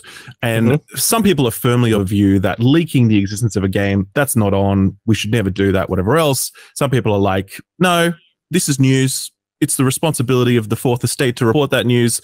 Therefore, all's fair in love and war. So what's your personal view on how do you draw the line on what you should be reporting on versus not? And that's not just to do with leaks, whatever, but that's to do with anything really. Yeah, it's a tough one. Leaks are especially tough because the video game industry is so secrecy focused that leaks can have like all sorts of negative repercussions that you that a reporter or even a developer or even the person leaking might never actually know about, which is strikingly different from, say, Hollywood, where like agents are intentionally leaking to the press all the time. And so you wonder why you're seeing this thing. And it's like, oh, it's all just intentional. Whereas in games, I've never in my, 13, 14-year career, never once experienced or heard about a company intentionally leaking anything. They would never, like, nobody wants to do that sort of thing. I've always been of two minds of it, and I don't really have a straight answer to give you other than to say it's always just on a situation by situation, like case by case basis, situation by situation basis for me. But I've always been of two minds. One mind is like the reporter minded, like, hey, if there's news, it should be out there. If I hear about something, I should be reporting it. And then the other is the more empathetic, like, hey, I've heard like horror stories about things that might have happened, and because of this leak of such and such, and maybe it doesn't really serve people that much to just like talk about something that is going to be announced in 2 days anyway, or that people find out anyway.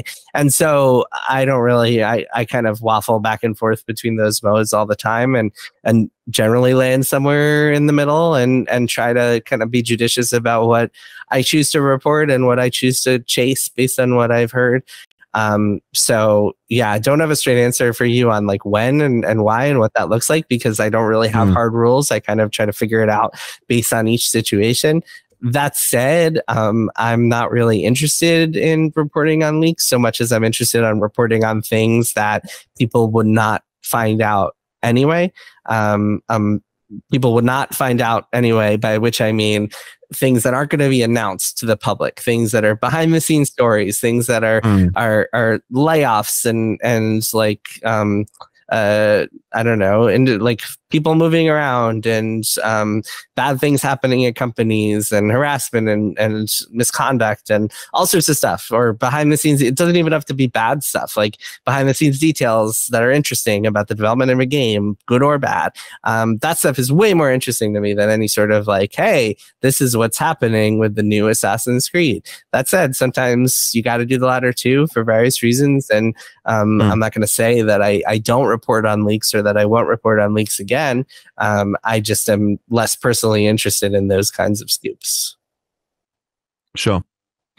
Certainly. A little bit more of a zoom. You go. No, I was going to say a bit more of a zoomed out question, because obviously Twitter is such an important tool, I guess, for all of us. It's how a lot of people network in the industry. A lot of news comes out of Twitter. You're very active on there. You are very visible. How has your relationship changed with Twitter recently?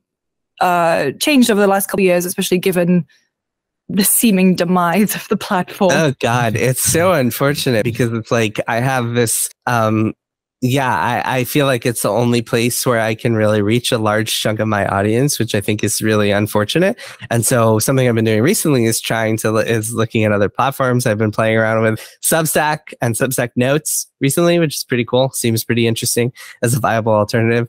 But there's something really depressing about the whole Twitter dependency thing, because I mean, to zoom out a little bit more, a lot of reporters over the past decade have relied on Twitter to build their audiences, because a lot of the people who come to Twitter are news junkies, and they're hungry for fast news and breaking news, and they're interested in following personalities, and they discover a lot of writers and reporters via Twitter, and that has become like the most important place as a writer and reporter to build your audience. And it's like to the point where if you're trying to sell a book, one of the things they ask you is your platform, and by platform they mean how many followers do you have on this social media, that social media, right? So this is not something that exists in a vacuum.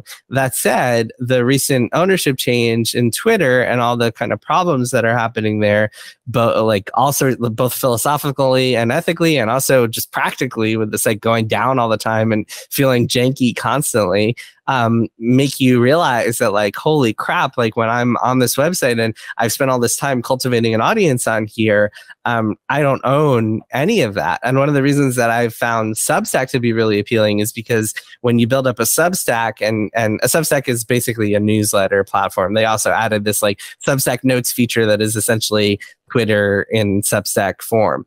And one of the things I find really appealing about it is that you own your audience because you can see all of the emails of people who subscribe to you, and you can save that file, like an Excel file of all those emails, and take it wherever you want. You can use that however you'd like without being reliant on this third-party platform that could be owned by super hostile people one day, people who like do nothing but interact with just right-wing activists all day. So yeah, it's really depressing, and I get really sad when I think about what's been happening to Twitter, and I'm trying to distance myself from that platform as much as I can, but it's very difficult because that's where a lot of the audience is, unfortunately. So it's going to be a gradual process, but I'm hoping that alternatives emerge and that things, I'm hoping there are better options. Should start a YouTube channel, my man. It's easy. Just do the it. webcam and the microphone, walk into it, just some thumbnails, some clickbait. You're off and racing. Top man. 10 leads. Yeah, the thing about YouTube is that like I have two small children. When I can't record videos with two small children, I can write stuff on my laptop while watching two small children. So Sure. not on the cards for me as fun as that would be. One area where you have done a lot of reporting is in relation to working conditions in the games industry. And you have definitely covered that very early on in your career and continue to build a sort of portfolio of work around that. My question is, have you seen change in the industry, in workplace conditions and culture during your time covering it? And do you think your reporting has contributed to that change if it exists? I have definitely seen change. I mean, even just like the fact that, I mean, we were talking about Twitter. I think Twitter has played a big role in that change because I think a lot more people are willing to be vocal about their work conditions on Twitter in a way that they weren't 5 or 6 years ago. And I think that Twitter has given people a level of power, like individual workers, a level of power that they didn't have before. I think that or bosses can like Glenn Schofield or whatever can be like, yeah, they can show their asses. Exactly right. 100%. Yeah, no, it's true. It's the ultimate platform if you want to be empowered or if you want to show your ass to the world. That's Twitter in a nutshell. Yeah, I mean, things have definitely changed a lot, like really, really quickly, actually. Like a few years ago, there were still companies that were like hardcore crunch culture, just like, gotta get this game out the door. And there's still crunch today, don't get me wrong. I mean, there's still people who are going through various like overtime periods for various reasons or various other kind of misconduct issues for various reasons. And I want to separate those two a little bit. So let me focus on the crunch part, at least for now.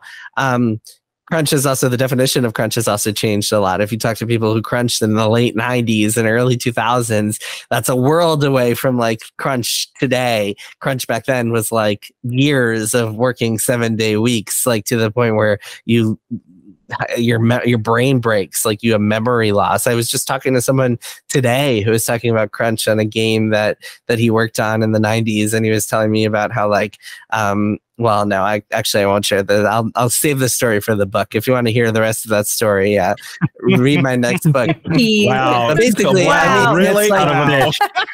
it's memory loss. Well, it was a little too specific, I realize. Okay, fair enough. But like it's like people losing their brain functions. It's like not good. It's like really unhealthy. Memory loss, divorces, like all sorts of horror stories you hear from that kind of work environment. These days, I think nobody would tolerate that kind of crunch. And when there is crunch and when it's bad, it's usually for a few weeks. It's usually for a couple of months, which is not good at all, but it's much different than it was back then. Today, even that has changed, I think, at least from what I've heard anecdotally. Was talking to someone at GDC who works for a big company that made headlines a few years ago, possibly for me, because of crunch. And this person was like, yeah, I mean, they're taking things seriously here.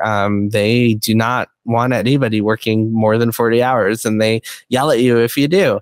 I actually wrote a story last year about Rockstar Games and how they've tried to change their culture and found some success in that, although remains to be seen what the last year or so of development on the next Grand Theft Auto looks like. But still, I mean, even the fact that companies seem to be trying, I think is a big difference from a few years ago.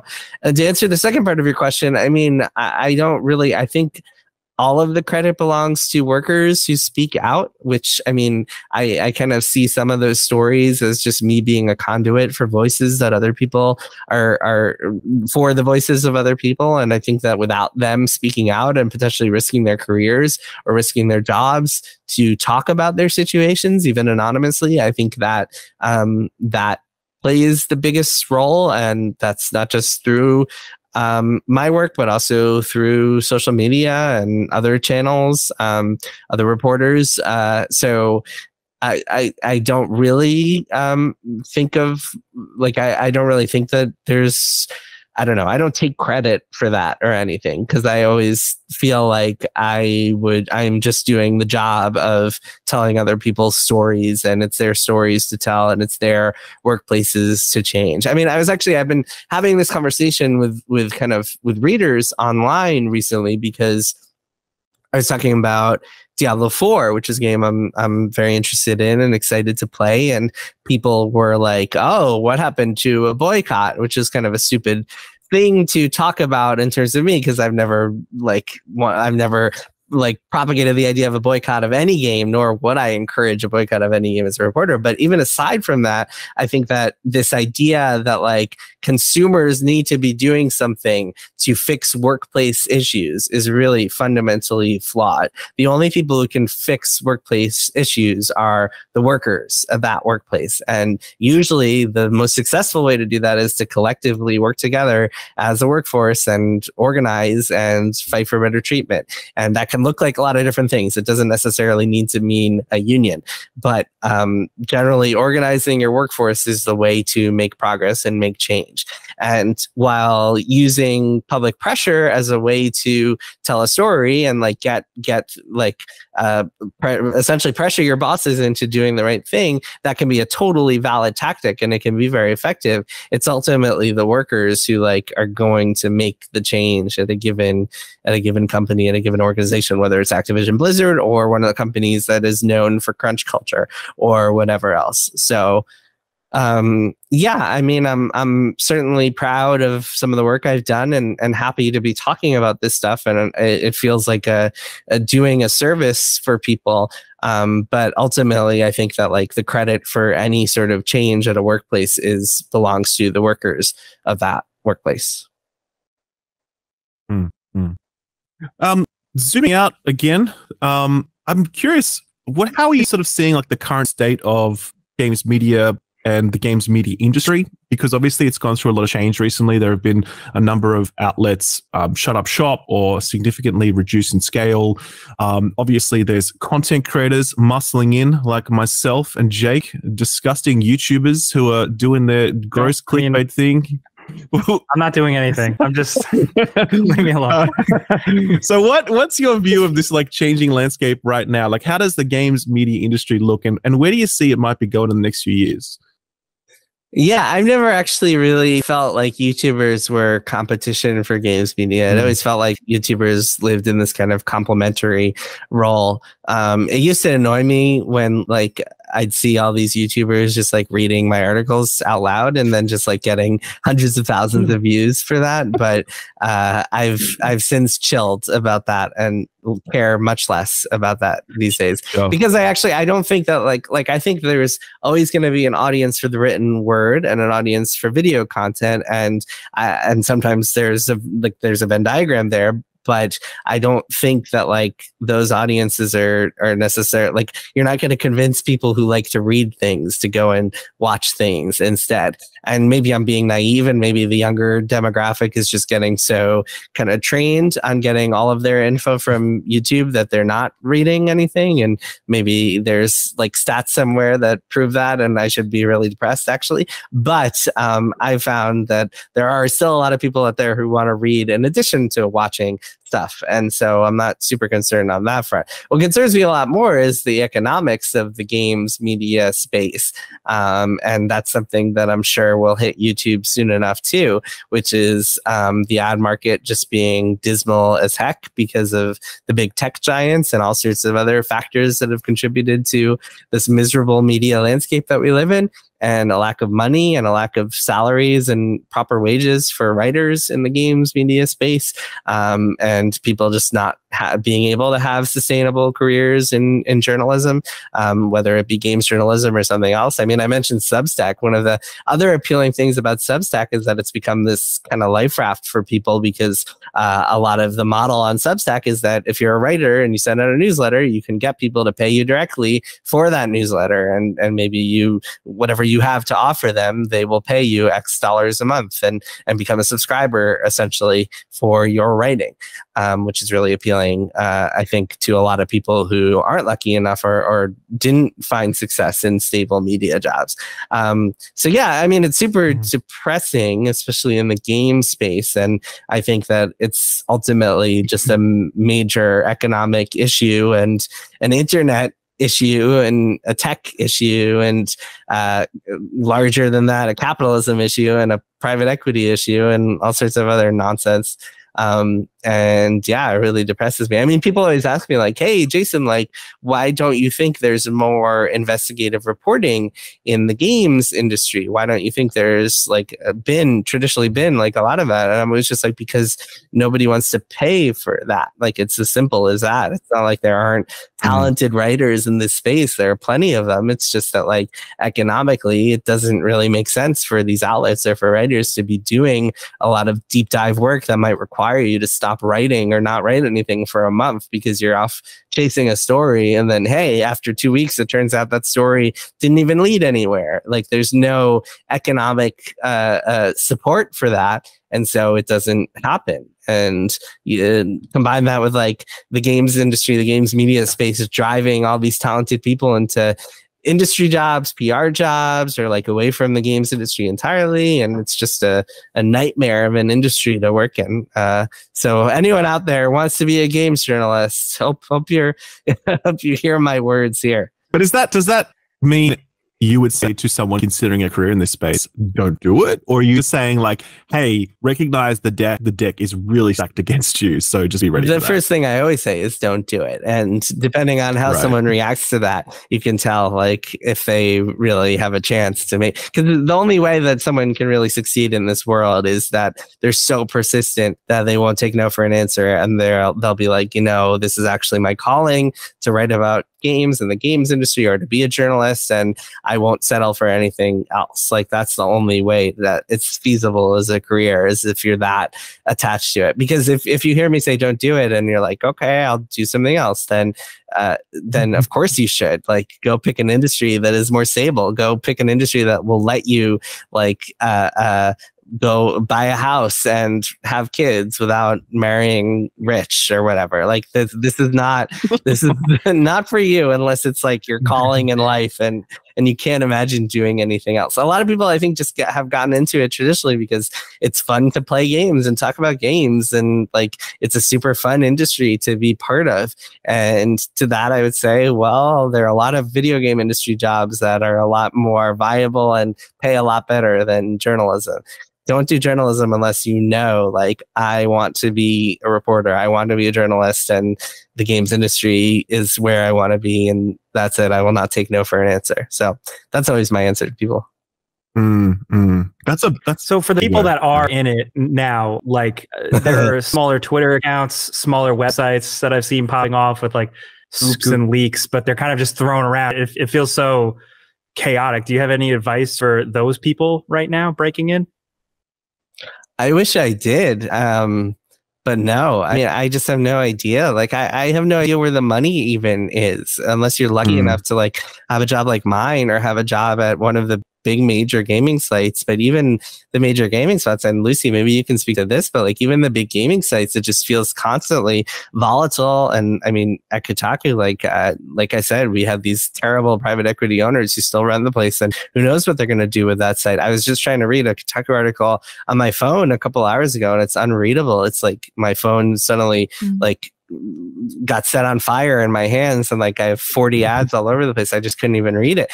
And it feels like even if you're lucky enough to have one of these stable jobs with health insurance and like a decent salary, it's still not stable. And it could just disappear at any. I mean, the Washington friggin' Post just shut down their video game, their video game section. And like, if you you would think you have a job at the Washington Post. That's a stable place, a newspaper with years and years of history and legacy media. Like, can't do better than that, right? No, well, it's all gone now. So yeah, it's really just media problems. I mean, to try to answer your question, Jake, I think that like the one piece of advice that's a little less doom and gloom that I try to give to people always is to specialize and to try to make yourself known for one or two specific things. And I think that's super useful, whether you're a YouTuber or you're a reporter, an aspiring reporter. I think just like thinking, what am I really good at? What's a beat that I'm really good at following that could potentially reach people? And how can I make that work for people? And if you're lucky enough to build a little bit of an audience on there, then you could start looking into something like a Substack or some other sort of service where you're feeding those readers directly with something that they find really interesting and that you're the best at doing that thing. So like whether it's like, I don't know, I want to be the best at breaking esports news, or I want to be the best at, I don't know, writing about JRPGs or whatever, something that could potentially reach a very specific audience, and then make yourself known and become reliable and become and grow fans among that audience, then I think that might be one viable way to do things. Robocop, man, that's what we've got to focus on, Jake. That's our thing. That's our big man. That's our, I was going to say farming simulator, but okay. Yeah. But there would be a lot of money in farming simulator, by the way. Like that shit. Yeah, someone needs to be on that. Yeah, I mean, they're like Stardew Valley YouTubers that do pretty well. There's a lot of there. I think niche and specific is a good way to go, as opposed to the more generalized. Like, I'm gonna go try to do everything I can and become a freelancer for years and years who's just like delivering reviews for people, which is all well and good, but like it's very difficult to pay that bills that way. And it's very difficult to like have career growth that way, unfortunately. So we're coming to the end now, wrapping up. Thought we might finish light. Octopath Traveler 2? Question mark. Oh yeah. I feel like you must have shifted a lot of units for Square Enix, man. I feel like they owe you big because no one was really talking about this game, so you're just all over it on Twitter. Yeah. Yeah, they should. I'll be waiting for my check. That's right. Yeah, I'll be waiting for my check.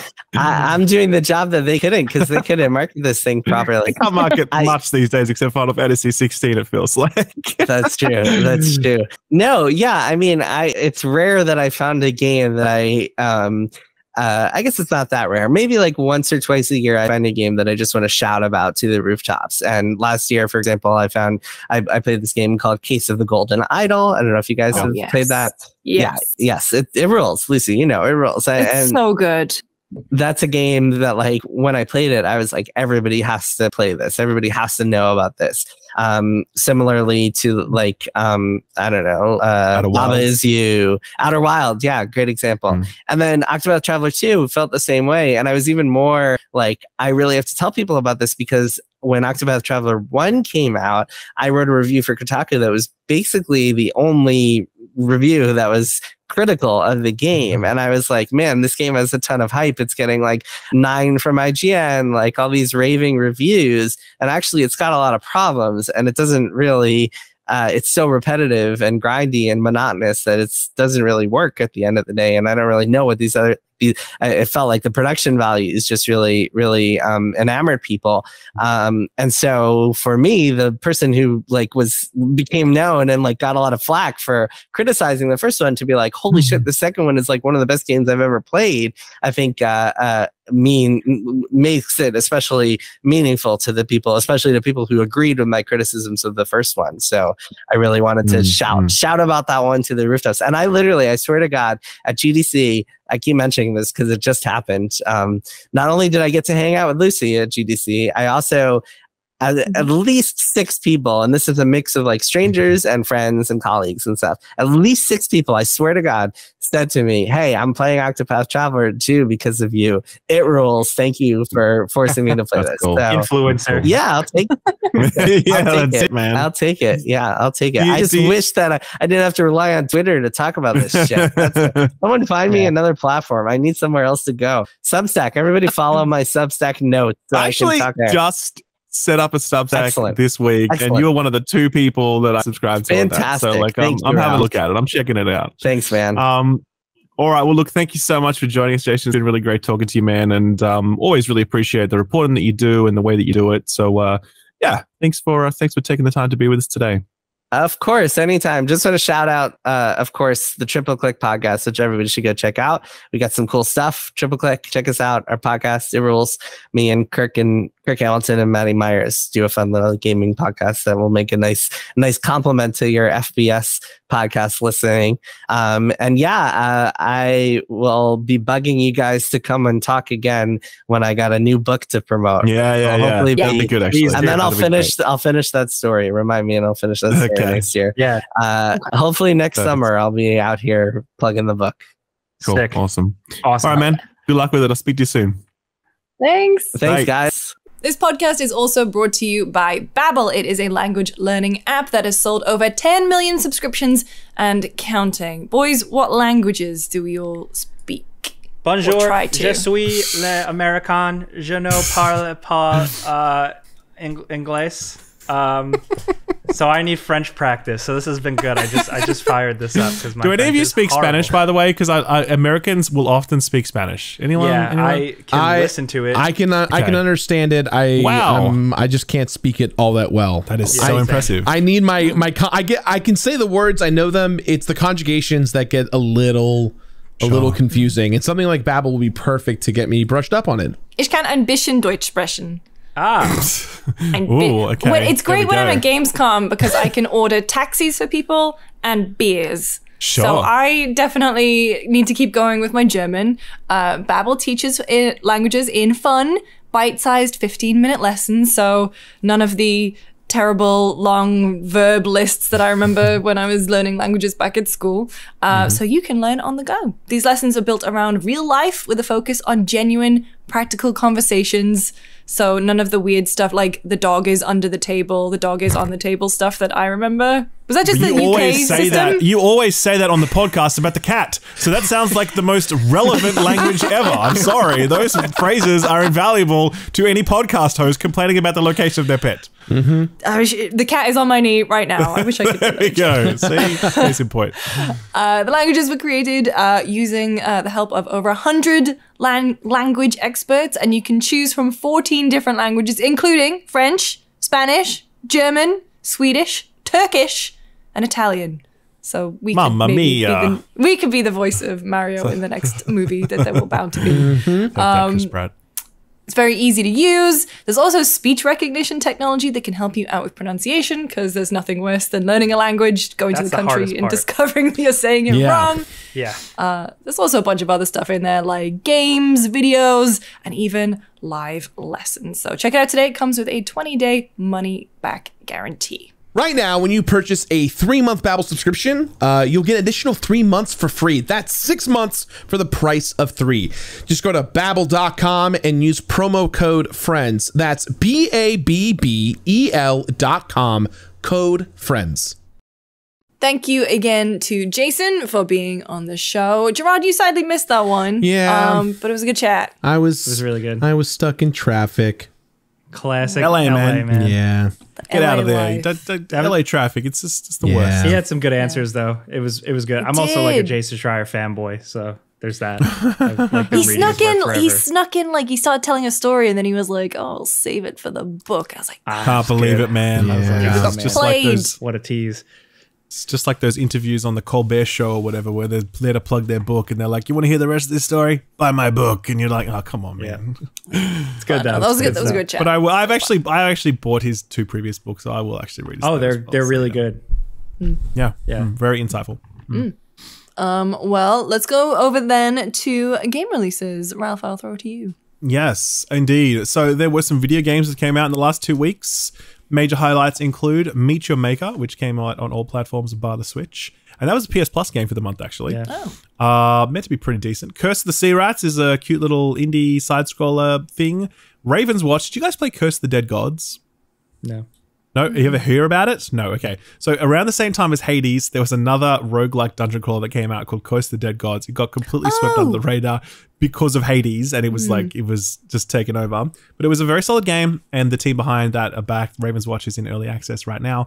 Everspace 2 dropped after like 18 months in early access. That's PC exclusive at the moment. Sherlock Holmes The Awakened is a remake, and that's out on all platforms on the 11th. Tron Identity. I know you got code for that, Luce. Did you have a chance to play it yet? I only played a little bit. So I downloaded it for the flight, but unfortunately I took 2 benzodiazepines and passed out, baby. Trick. Isn't that what you take to do the sniper rifle in Metal Gear when you fight Sniper Wolf? You take a benzo. Yep, it definitely is. Cool. That's it. No, a very, very pixel thin silver lining of the American healthcare system is that I can tell my doctor that I have severe flight anxiety and she will give me the good stuff.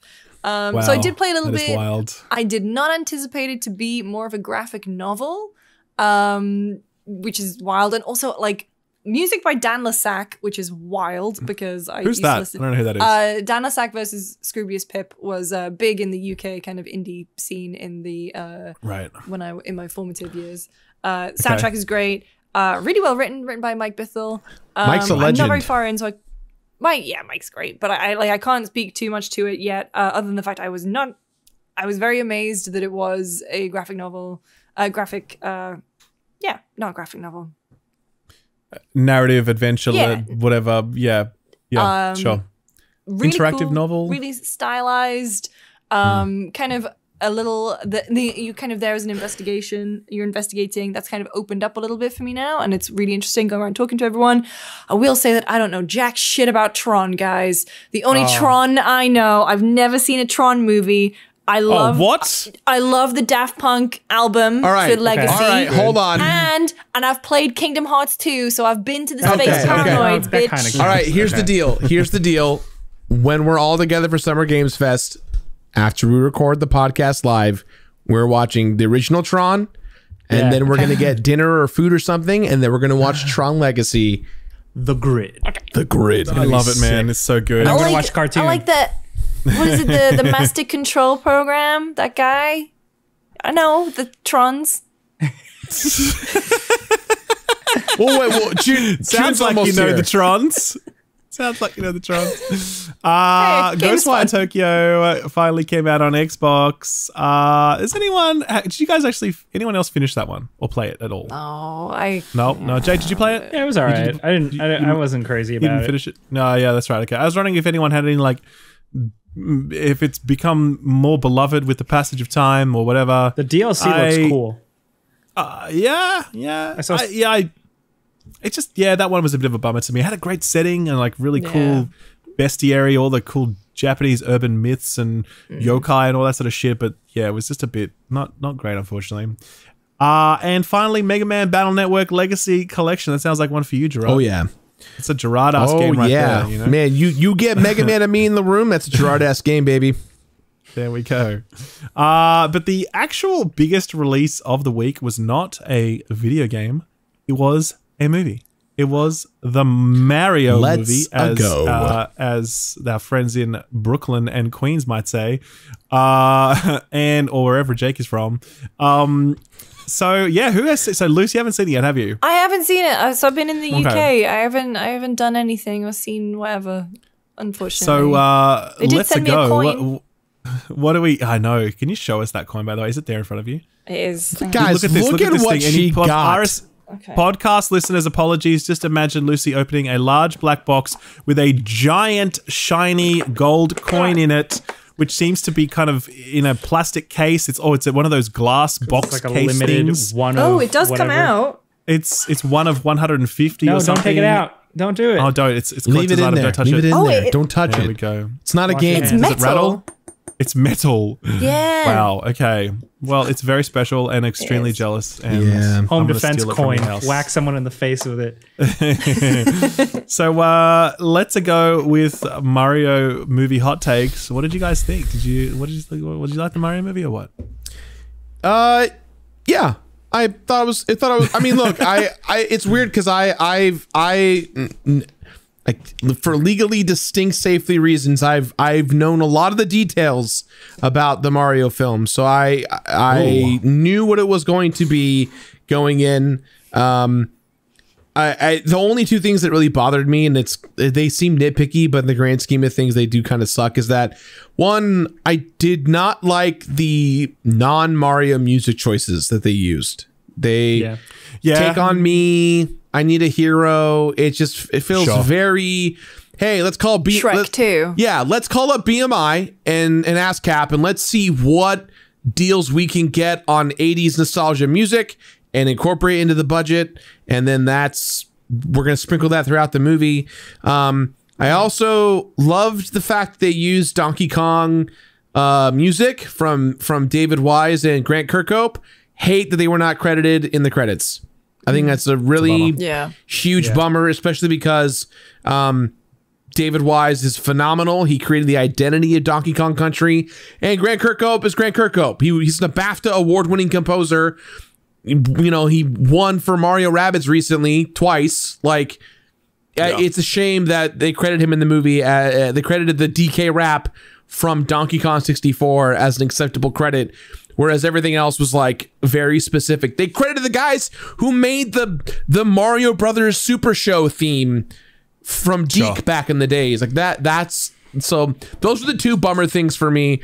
Plot wise, it's safe. It's a safe movie.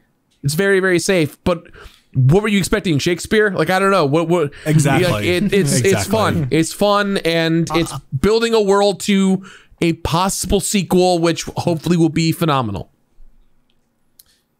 I know it's a common talking point, but I'm like very surprised about the critic reception to this. Like, I'm very surprised because I watched this and I guess I'm totally blinded by nostalgia goggles. I cannot possibly see a world where you look at this film and think, no man, this sucks. Like, I can't understand how you get to that point. It's fun Mario antics with fun characters, and the animation is great, and Jack Black is funny, and peaches. Like, just all of it is just good. You know what I mean? And I don't understand how you might come out of that and think, no man, thumbs down on that. I don't know. I guess the reviews were really hard to read.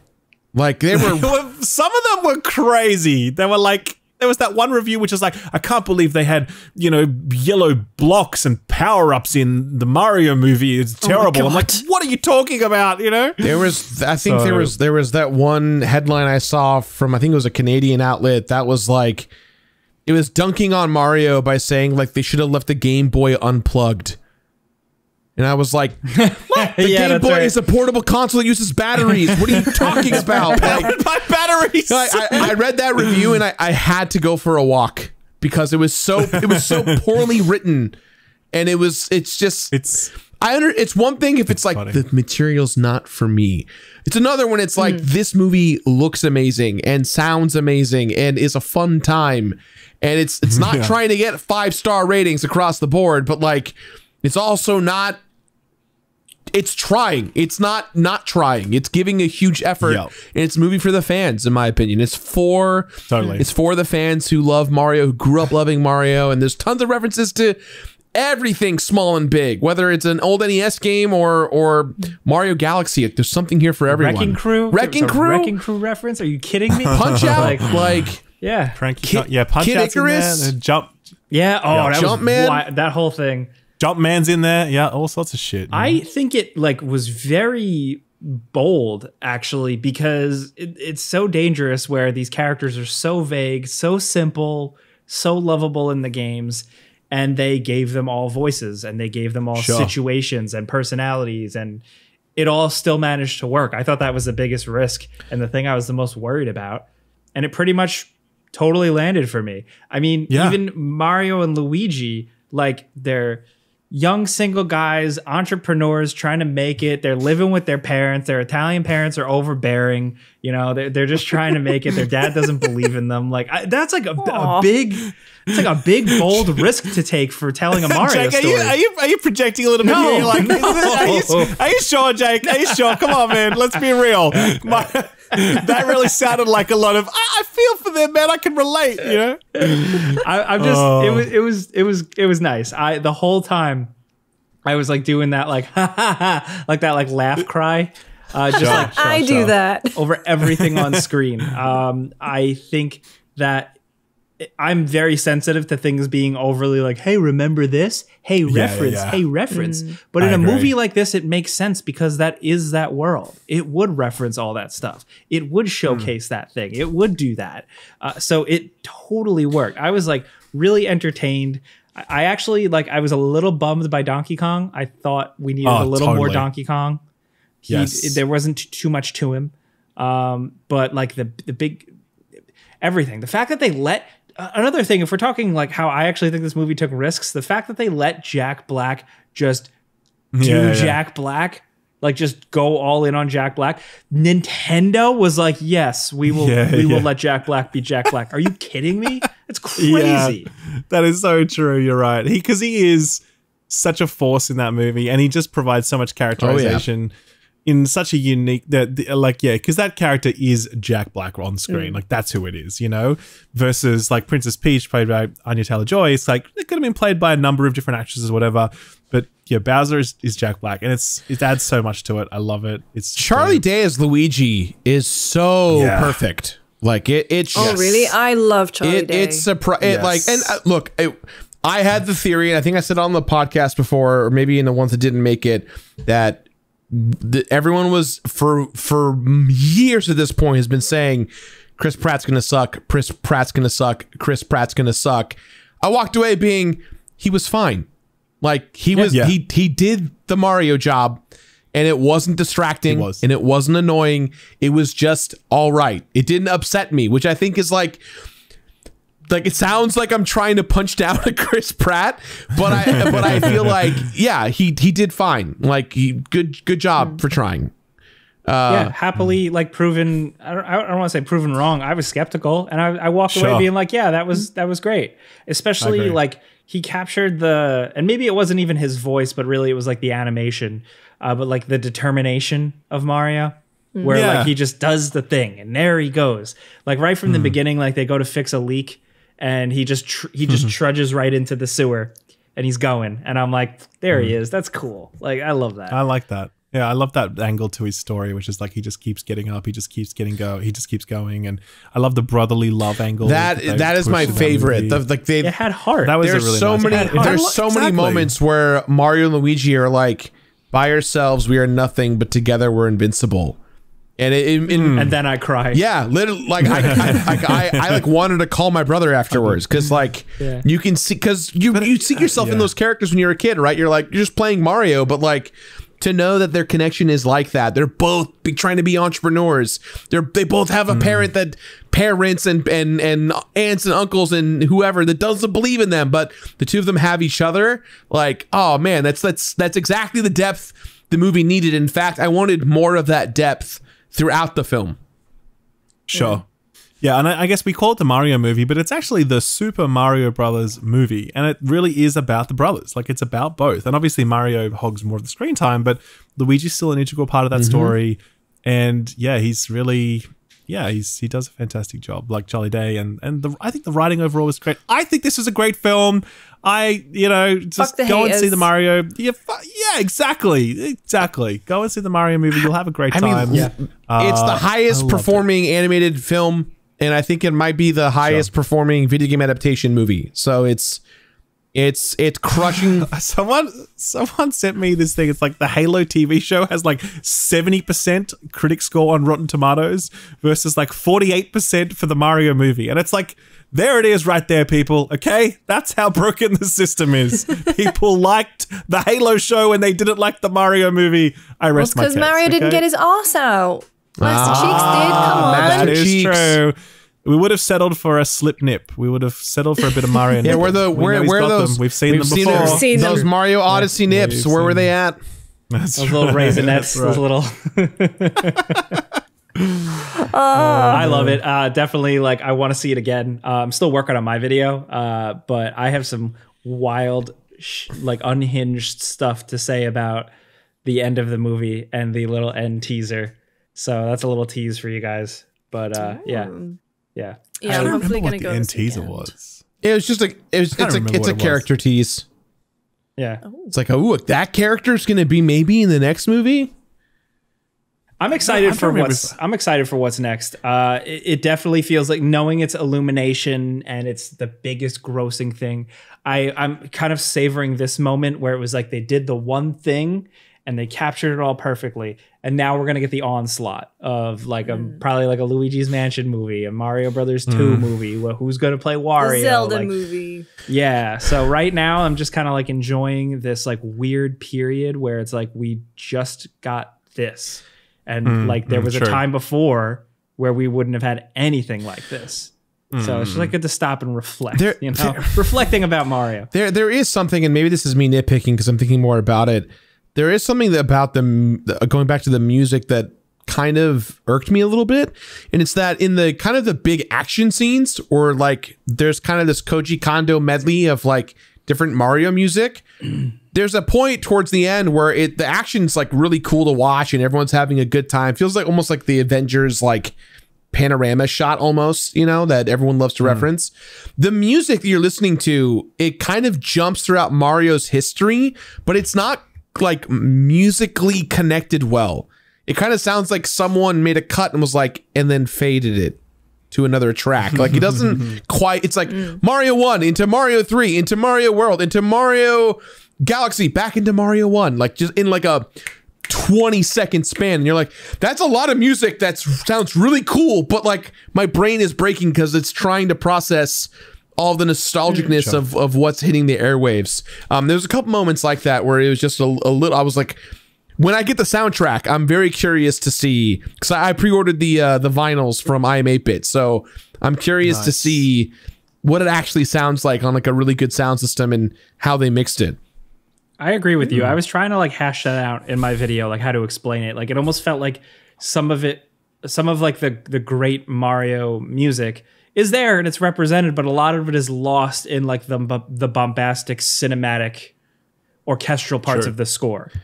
I was like, I wanted more like through line. I felt like I heard Mario 1 like 300 times in the movie. Just that the opening da da da da da da and da da da da da da da da da da da. Just I kept hearing those themes, and I just wanted to be like, there are more. There's more. There's so many more music tracks that are so good. A lot more. The underwater music, man. I feel like there wasn't enough underwater music. I needed more of that. I agree.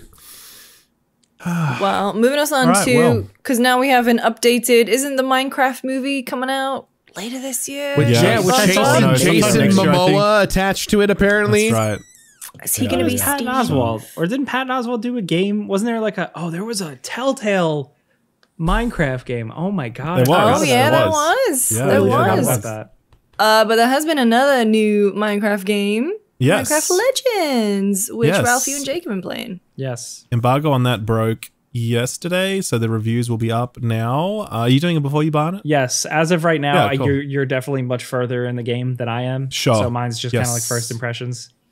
Yes, I've actually finished the game. I've played some PvP. I love this. I think this is actually fantastic. I'm so impressed by this, and I was not expecting that because I played. First of all, I'm not a Minecraft guy, right? I was not. Minecraft was not around when I was coming up. Okay.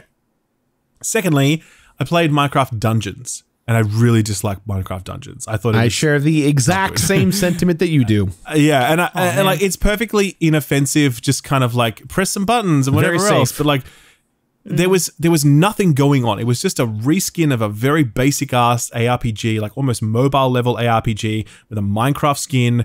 You couldn't even build anything in a Minecraft game. You couldn't destroy the terrain in a Minecraft game. It's like, what are we doing here? You know what I mean?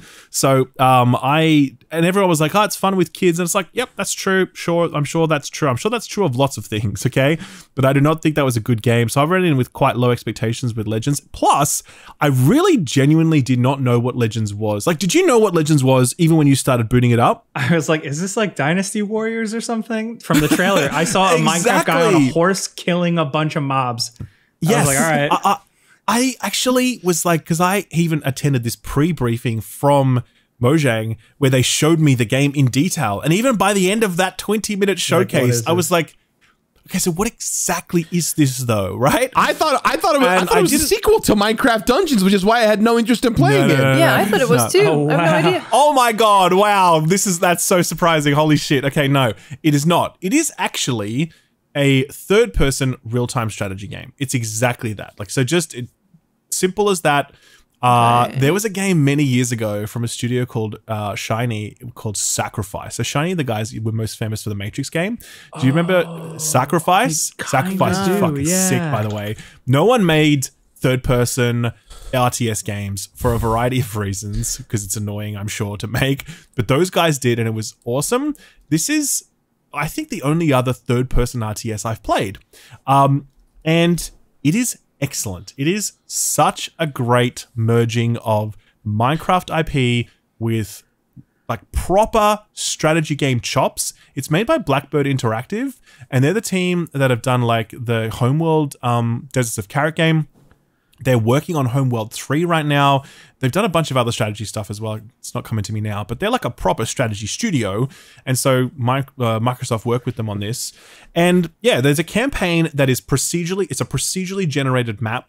And there are a number of boss enemies located, or boss bases located throughout the map. And you need to essentially amass an army that is capable of taking out these bases, but each of them have their own kind of conceit. So one of the bases is it just spawns enemies at you endlessly, just like mountains, an impressive amount, with tons of enemies. A very impressive amount, right? And so your strategy then needs to become, okay, how do I repel this volume of enemies coming at me, because you can't spawn any additional troops on your side. You're capped at like 20 or 30 units at around that time. So then you start thinking about like building a base, and you build it so that it kind of like encroaches on their territory, and you've got these towers that you can drop your own towers to sort of like edge yourself forward into their base, because if you just go in there with your own troops, you'll get cut to ribbons, right? There's another type of boss who exists always very in these high up plateaus, like mesas, right? And so you need to find a way to build up to those while they're lobbing down like catapults on you and just knocking your shit about. It's like, how do you defend against that while you're trying to build up towards them? Another type of enemy base or a boss, he loves to attack. So you actually need to go to villages, fortify these villages, wait for him to attack, and then bring him down when those attacks occur. So there's lots of cool shit going on in this game. There's one map, but it took me about 20 hours to break this map with all of its bosses and like completely finish it, which is actually what they said in the presentation as well. And I loved it. I think it is such a fucking rad game. Plus, you can play the whole thing through co-op. I think it's 4-player co-op for the campaign. Plus, you can do PvP, and you can do up to 3v3 PvP games. I've done some PvP there. It's super fun as well. It's a very accessible version of a real-time strategy game, but it is also very deep. And the amount of kind of micro that is possible, the strategies that people are going to be able to do, it's going to be crazy to watch it. So I really enjoyed this. There are some problems that I talked about in my review. Some of the units are quite cheesy. You definitely figure out some strategies that can break the game. Plus the fact that you can't destroy or alter terrain, I think, is a big downside in a Minecraft game. And it could have opened up a lot of strategic opportunities, but it would have also, I know, radically transformed the game. There's the most basic challenge, though, is trying to command your units is quite finicky at times by virtue of the fact that it's third person. They get stuck on things. They don't quite listen to orders all the time. It's a bit tricky, but those gripes aside, it's just really good. So anyway, I've spoken a lot. Jake, what do you think? What are your first impressions of it? Yeah, I think that the thing that's been turning me off the most is the finickiness of the units. Otherwise, yeah, I think it's cool. It does feel like a very accessible, fun RTS light type of thing, but it is surprisingly complicated. And I almost like, I keep going into it. I'm like, this is definitely designed for kids. But then I'm like, wait a minute. I have to like think. I'm like actually having a hard time like figuring out how to crack this base, you know? And I was like, damn. I played it on the normal difficulty, and even then it was hard sometimes. Yeah. I'm like, I actually don't think a kid will be able to handle this. It's a little complex. I was like, if a kid is playing, you probably want to play it with the parent to like help them through it, because kids are smart, don't get me wrong, but like this I definitely found at time, because the amount of control, the control mapping is quite tricky at first. You have to like hold certain buttons and it's a lot, trust me. And then on top of that, the strategy required to get through some of the bases is a lot. So yeah, I agree with you. Like I'm thinking kids, I don't know. But I like the idea of building in real time and building while you're fighting bases and like building a bridge to get your units across. Like that stuff is really fun. It just kind of to me seems like, all right, cool. Like a new Minecraft spin-off game seems pretty good. But I also liked dungeons. So that's what that says about me. But you have me more excited to keep playing it, at least. That's for sure. Yeah. I do think it has a lot of potential. Radar. I think with the PvP, I think that has a lot of potential, not just for me, but like also for younger kids to like go wild in that and just do like Minecraft battles. I think some kids want to do like Minecraft sieges, and I think there's like some real potential for that.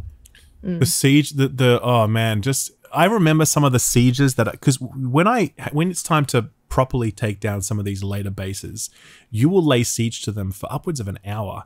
Oh my God.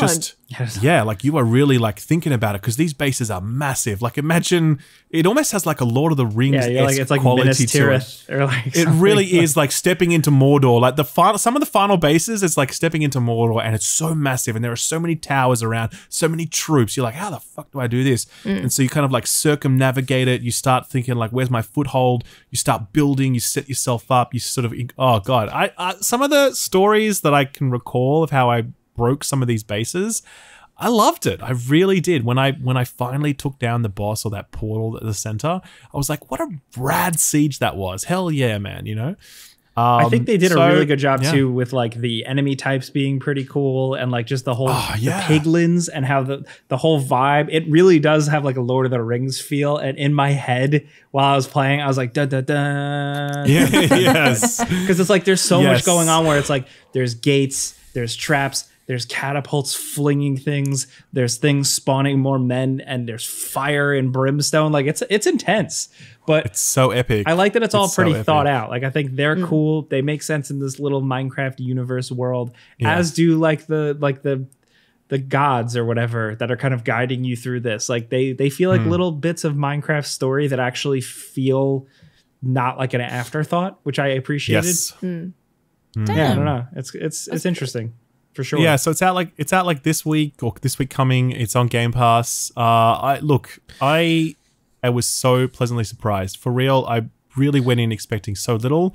I think this is going to surprise so many people. I guarantee you will see lots of people on Twitter, on Reddit, and whatever, being like, "What the fuck? This is sick! I love this!" Like it's gonna be it's that kind of game that just. I had zero interest. This whole time I've been watching videos. I can tell. To see your face. I just sat there. I zoned out. I apologize. This was after Minecraft Dungeons. I was like kind of done. I was like, I've had enough. This is my jam. I'm gonna pick this up. I think you'll like it. I think a lot of people will. Do you guys have deep Minecraft experience? No. I do. I played it when it came to 360. Nice. I go in waves. I play for 2 or 3 months, get really into it, then walk away for 2 or 3 years, come back, get into it for like a month or two, walk away from it. I reckon I would have played a collective total of an hour and a half of Minecraft, like actual Minecraft. I don't know what it properly is. Like, I understand its basic components, but I don't actually understand what that game is properly. You know, it's part of the reason why I like to talk about our previous segment, like why I didn't finish college, is because I was in the back of the class with that thing on a little laptop. My laptop was screaming, trying to play like the alpha version of it, like the version you'd like kick them $5 or whatever, and you'd get a file. Like it was like this like underground weird thing at first. Like you were holding on to like whatever the developers would come out and say they add, like, oh, we added chickens to the game. You're like, oh my god, Jensen Notch tweeted about adding chickens. Holy shit! I was also like a 22-year-old adult man too. Like it was just different then. That's awesome. Right. Moving on, because you mentioned Lord of the Rings a few times. Jake, oh boy, Gollum. How's Gollum shaping up? So this is just impressions of a earlier work in progress version of the game on the convention show floor at PAX East. So full disclosure, these types of demos are often rough. Did they let you play it? Yeah, I got to play it. I got to play like kind of like the first level or so. And I don't know about this one. Like it's almost like, so my problem is that I like single player adventure games. Like if I get to like go walk in a straight line and kill a man and a cutscene happens, I'm happy. I'm easy. Like I'm like, those are the types of games for me. It's very much that, but like I really should have formulated, like I should have composed my thoughts before this. It's just rough and undercooked and weird. It's essentially filling in like, oh, what was Gollum up to right before Fellowship? You know, it's like getting kind of in a cave, getting captured, getting tortured, getting set free. Yeah, it literally starts with them beating the shit out of him, being like, "What were you doing?" And he's like, "Oh fuck." And then, you know, that'd be so cool if that's how it really was. Oh fuck. So what's cool is that a key Lord of the Rings character shows up right at the start, that I'm not gonna spoil. Presentation wise, well, hang on, wait, is it within the context of the story? Like I think I know who it is. You probably know who it is. It's so the presentation and all that like seems pretty decent, and like Middle Earth looks cool as hell. Like anytime you like climb up to a summit and you see like the skybox and you see that something in the distance, it's just like awesome. But like the moment to moment stuff looks rough as hell. Gollum is not pleasant to look at. And I don't even mean like he still has that fucking haircut, man. Yeah. Well, it's like the hair, it's like it makes sense because like he kind of like rotted away, right? So like of course you have a little bit of hair left because this is like before, you know, I don't know. So he doesn't really do a lot. You kind of go through environments and you uncharted climb a lot. He has like a sprint, and you can do kind of like a running jump where he flings himself further. He can do a sneaky kind of like, he kind of crawls around like Spider-Man. You hide in the grass a lot and wait for enemies to walk by. The orcs are cool. You know, they like have orc conversations and like they say like funny little things. You can Does he still have the stamina limit on choking out orcs? Yes. You can choke out an orc, but like you can't choke out a lot of orcs. Like it takes a lot out of him. Like he's like, all right, that's enough for me. There's like little cool visual flourishes that I really like how when you're hiding in the grass, his character model is completely silhouetted in black and you just see glowing eyes. Oh, that's really cool. Really cool touch. But it just seems really simple. And I asked one of the developers after I finished, I'm like, so Gollum threw a rock to distract that guard. I'm like, what other tricks is he going to have up his sleeve? And he was like, not much. He was like, that's about it. And I was like, I don't know if you're messing with me. When the developer says not much. I don't know if he's like messing with me or guess that's I think what he was trying to get across was the fact that like Gollum does have a limited tool set and like survival is going to be hard. It's just about like your wits or whatever. One thing that seems like it could be interesting, but I didn't get to see a lot of it, is like his decision making, where he'll do a cool little Andy Serkis monologue where he'll be like, yes, no, and you get that whole back and forth, and then it's like basically two decisions, and they work kind of as branching paths. And the developers kind of said that you actually see a little bit, like you'll see a completely different path of the game, and maybe even a little bit of a different like story beat, which is interesting. That's cool. But it's kind of like a conversation battle where it's like you answer, I think it was like you answer questions.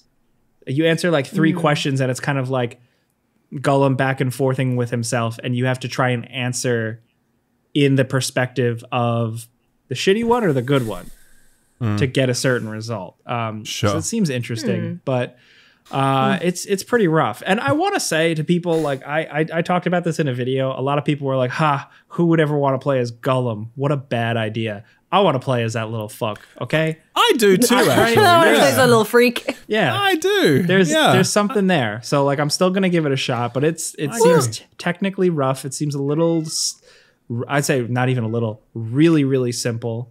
It felt like a throwback game, which I am always open to.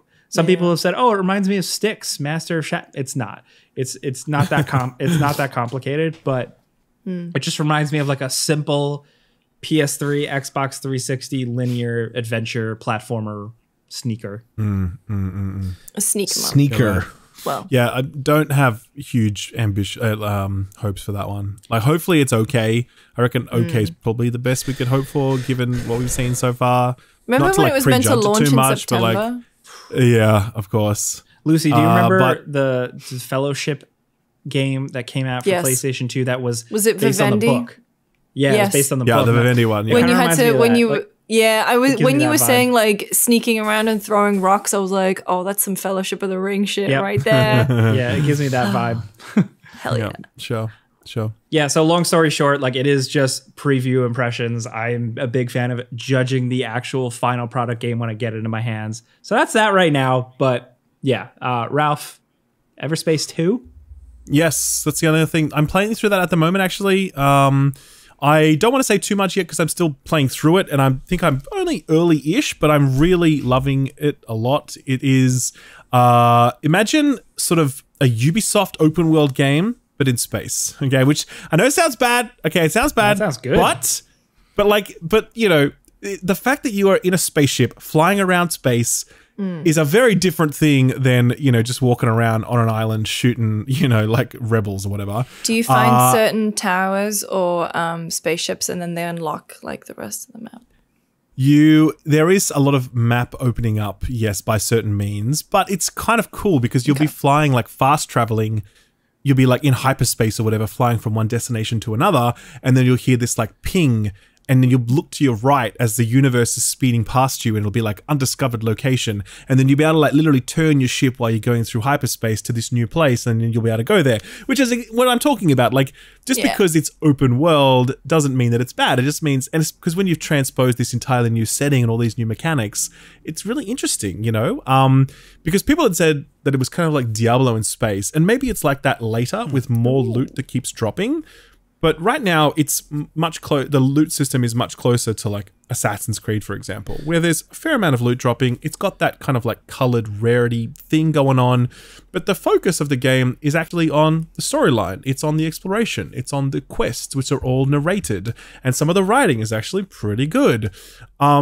So there's a lot there that actually is really promising, and I'm really the flight feels great. The combat I'm not gelling with massively yet. That part feels a little bit sort of like underbaked, not underbaked, but like I don't know. There's it's not doing much yet. Kind of get Star Fox vibes a little bit, which I love personally, but I don't know. You tell me. Yes, I think that's fucking probably the Googled right. EverQuest 2, and I was so confused. No.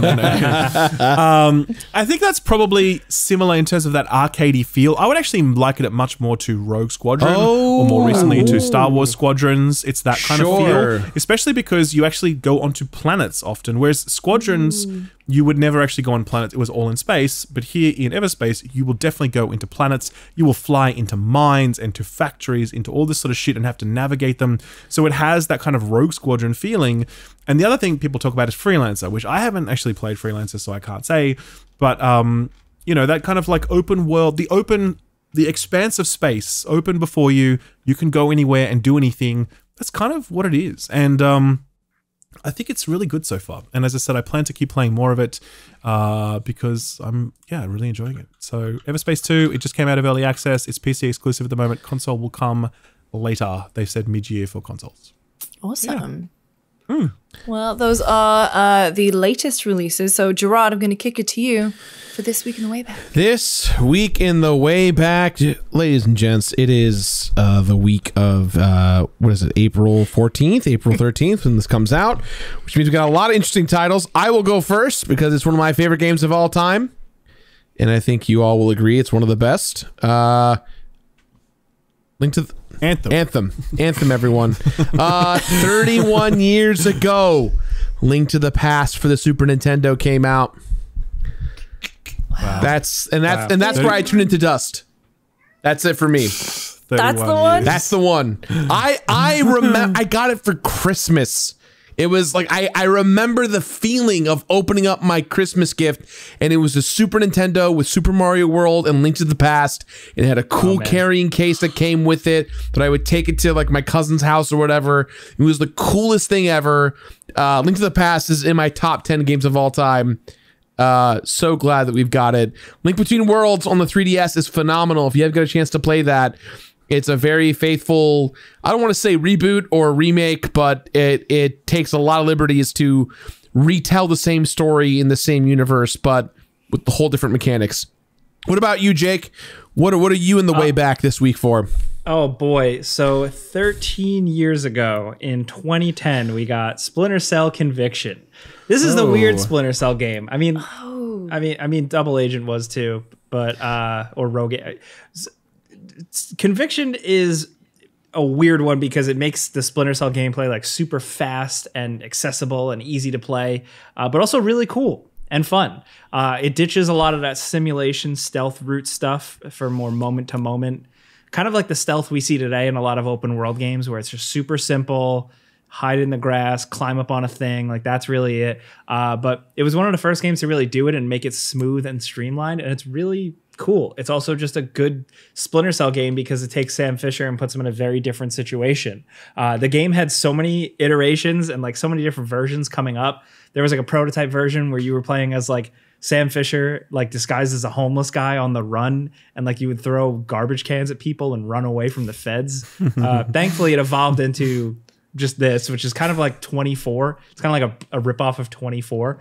It's Sam kind of going rogue, but it's really cool. And the box art was really cool because it had Sam Fisher with like a gun, and he's like taking down a Splinter Cell guy, so he's got the goggles and stuff. So, and it's him in front of the Washington Monument. And it inspired me when I went to Washington as like a tourist. I took a picture in front of the Washington Monument like this. And I can't post that picture online because I don't want to get put on a list. But that picture does exist. For what it's worth, Jake, I'm on that list anyways, so it's fine. There you go. So there should be a list for people who want to recreate the Splinter Cell Conviction box art in Washington, D.C. But yeah, that's my game. Splinter Cell Conviction is one that when it initially released, I was like, they changed it, but it's one I keep going back to. It's cool. It's fun. Ralph, what about you? My one is 11 years ago on the 6th of April, Xenoblade Chronicles arrived on the Wii. Oh, look at you. That was, it's, again, I've said many times, I feel very distant from the Japanese RPG genre at this point. I used to like be all about them. I think we all were back in like the PS1 era. When we had time. When we had time, but also when they were like the peak of video games. Like they were the technological narrative pinnacle of video games. And then I think that sort of shifted quite a bit. And I think that the JRPG, as it's known, has fallen out of favor in many aspects. But I do think stuff like Persona really carries that torch forward in its own way that feels like not very classic RPG. It feels like an evolution of it, right? But the Xenoblade series is really sticking to the old school, like classic JRPG formula, but it's finding a way to keep it feeling really contemporary and really fresh and just super good, you know? So Xenoblade Chronicles was an important game for me because it kind of was a touch point to keep me invested in JRPGs. Xenoblade Chronicles X, I absolutely loved. Like, that is my favorite Xenoblade game. 2, not so much, and I'm still chipping away very slowly at 3. I haven't touched it in a few weeks, but I would really love to keep going back to it because it's just, yeah, the writing in it was just really grabbed me. The character's fantastic. I'm really loving it. So very glad that Xenoblade continues to exist. I'm glad it's still here. Hell yeah. Lucy, take us home. What do you got? 17 years ago in Japan on April 20th, released one of my favorite games of all time, which is Okami. Oh yeah, wait, 17 years yeah. ago? Oh my god. There's no way Okami's 17 years. Yeah. 2006, baby. That's impossible. I don't want to believe that. You're a liar. I know. One of the swan God. songs of the... Well, no, PS2 was around for a lot longer than that. In my eyes, it was one of the last like big games I remember getting and loving on PS2. But yeah, so Okami was a game that I discovered because I would be on... Did you guys have teletext? Yes! Oh my god, holy shit! How the fuck... Oh my... That is literally the first time anyone has said the word teletext in 20 years. Yeah! Oh my so god, yes. the place that I would get my gaming news from before I discovered GameSpot, IGN, and the internet, because my mum had really, really tragic, terrible internet for a long time. So I would use teletext, and there was a gaming forum. Teletext, by the way, is like a special channel you would go on your TV. Oh my god. Which was basically like it was black, but it would be updated with text, and like news would be on there. Cinema listings, things like lottery numbers would be on there. And I would go on teletext every day, and I would go on Game Central, and there would be like news articles, and then there would be a kind of like write-in, not forum, but you know, people would have their letters posted and whatever. And this forum kept talking all the time about Okami. And so I eventually went into town one day and I was just like, okay, fed up of hearing about how great this Okami is. So I ended up buying it, and I just immediately fell in love with it. It is so it's a Japanese game where you play as the sun goddess Amaterasu, and basically what has happened in your absence is there is this giant monster who is sucking the soul and the beauty and all that's good out of this world, and as your tail is a brush, and it's up to you to paint the life back into the world, and you do that in various ways. You can make the sun come out, make the moon come out. You can use it to complete puzzles and kind of vine whip and Spider-Man yourself around things, or you can use it in combat, and it's so beautiful. The soundtrack, I got it on vinyl a few years ago. Oh my god, it is gorgeous. And it even back then, it's the painterly sort of art style, kind of looks like Japanese watercolor, and they've re-released it, remastered it a couple times, and it's just such a strikingly beautiful game, full of humor as well. Like, Amy is a little bit of a brat, and I think one of the moves you can do in battles, you can piss on the demons to insult them, and then you get like extra bonuses at the end of each battle. And it's the first Strand type game. Someone tell Kojima. A precursor to the piss bombs. The piss bombs. So Jake, just in case you didn't know what teletext was, it's because it never came out in the States. That's why you both. It came out everywhere else except the States. We just you missed out on nothing. Don't worry.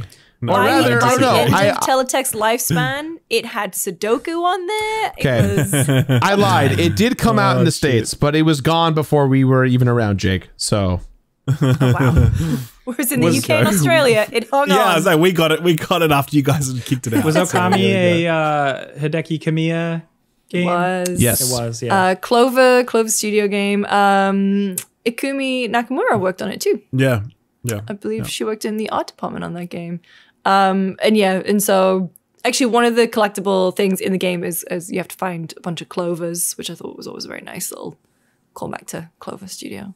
But no, that's mine. 17 years ago, I fade to dust. Wow. Yep. There we go. That's. Oh, I'm hosting. Bring us home, host. Go ahead, Lucy. Back to you. I I did just say, I was like, boys, my jet lag is kicking in. I'm gonna go to bed. Thank you everyone for watching or listening. If you have any questions for us or some lovely comments, leave them below. Or we're on Twitter. I think just search Friends Per Second. We're on there. Or contact at friendspersecond.com. I'm on Twitter at LoosJamesGames. Ralph? Shill up at the YouTube channel that you're on right now, or the YouTube channel you might be on if you Google it. Oh, Gerard. I am That One Video Gamer on YouTube, or you can just search The Completionist. I'm on Twitter and Instagram as @completionist/The Completionist, Twitch The Completionist, and one last pimp for me. I have a new style of video that I made on the complete history of E3 that's coming out today. So if you want to know every aspect of E3 from inception to its deletion-ish, I'm down for that. come check it out. It's I've made one video like this before called The Complete Legacy of Mega Man X, which logged all of the X games. This is the same thing, but for the history of E3. So come on by and watch it and tell me why it sucks, because I'm learning. It's a learning thing. Won't suck. It'll be great. I'm excited to watch it. Thank you. Jake, what about you? You can find me on YouTube at Jake Baldino, Baldino, where I make videos. I just made a video about John Wick 4 and why I love it so much. I cry about Resident Evil, and I'm dropping a video about the Mario movie. So lots of good content. Awesome. And finally, Jake, take us home. Oh, is that how it goes? Like, you got to tell me to do it? I don't know. Or do I just finish my thing? And with that said, tie your shoes and go to bed.